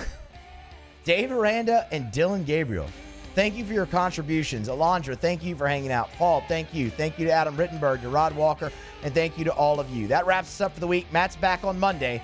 We'll see you then. AFR. Brought to you by Relief Windows and ReliefWindows.com. You know, when we talk about Relief Windows every day, I always say windows, doors, siding. And now shutters as well. They do your indoor shutters. Same thing as the windows.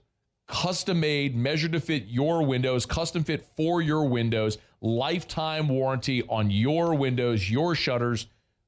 But Brandon, you often hear say their number one product is customer satisfaction. And that's not just a catchy line. That's not a cliche phrase. Have an experience with Relief Windows and you'll understand. They go to the ends of the earth to make sure their customers are thrilled with the work they do. As a matter of fact, Relief Windows never takes $1 from you. You will not, no deposit, no down payment. They take all the risk. They will not take $1 until you're thrilled with the work they do. Who else does that? Only Relief Windows. Check them out online at reliefwindows.com. These are the luckiest ice cubes in the world. They could have been a thankless bed for an all-you-can-eat salad bar. But instead, they've been called upon to cradle and cool a crisp, refreshing Dos Equis. Huh. Looks like the lucky just got luckier. Dos Equis. Today, we are shaping tomorrow. We are researching how extreme stress impacts the immune system, from trauma victims to athletes and even astronauts.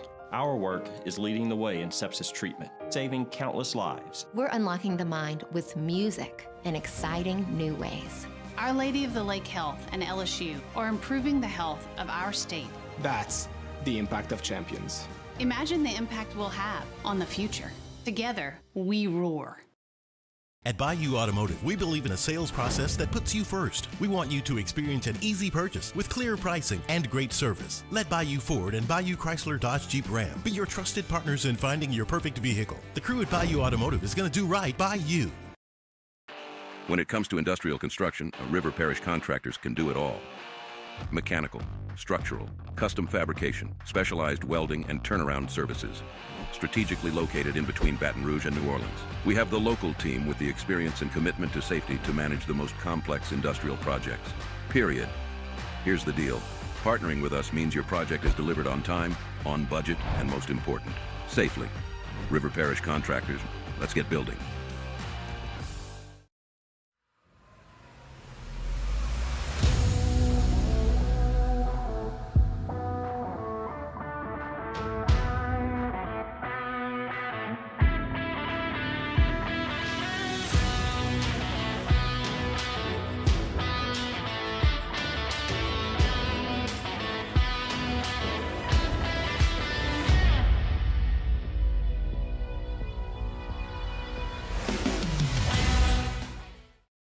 At Luba Workers' Comp, our journey began over 30 years ago with a simple belief. Our clients come first. At Luba, our business has always been focused on people, not policies. Through every success and challenge, we've continued to grow because we've stayed true to our values, committed to providing you with genuine dependability. Because your well-being is more than a priority. It's our purpose.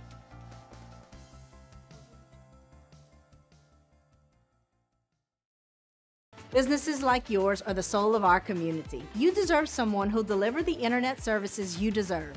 That's why local businesses rely on Rev Business, 90 years of building connections. Visit us at letsrev.biz.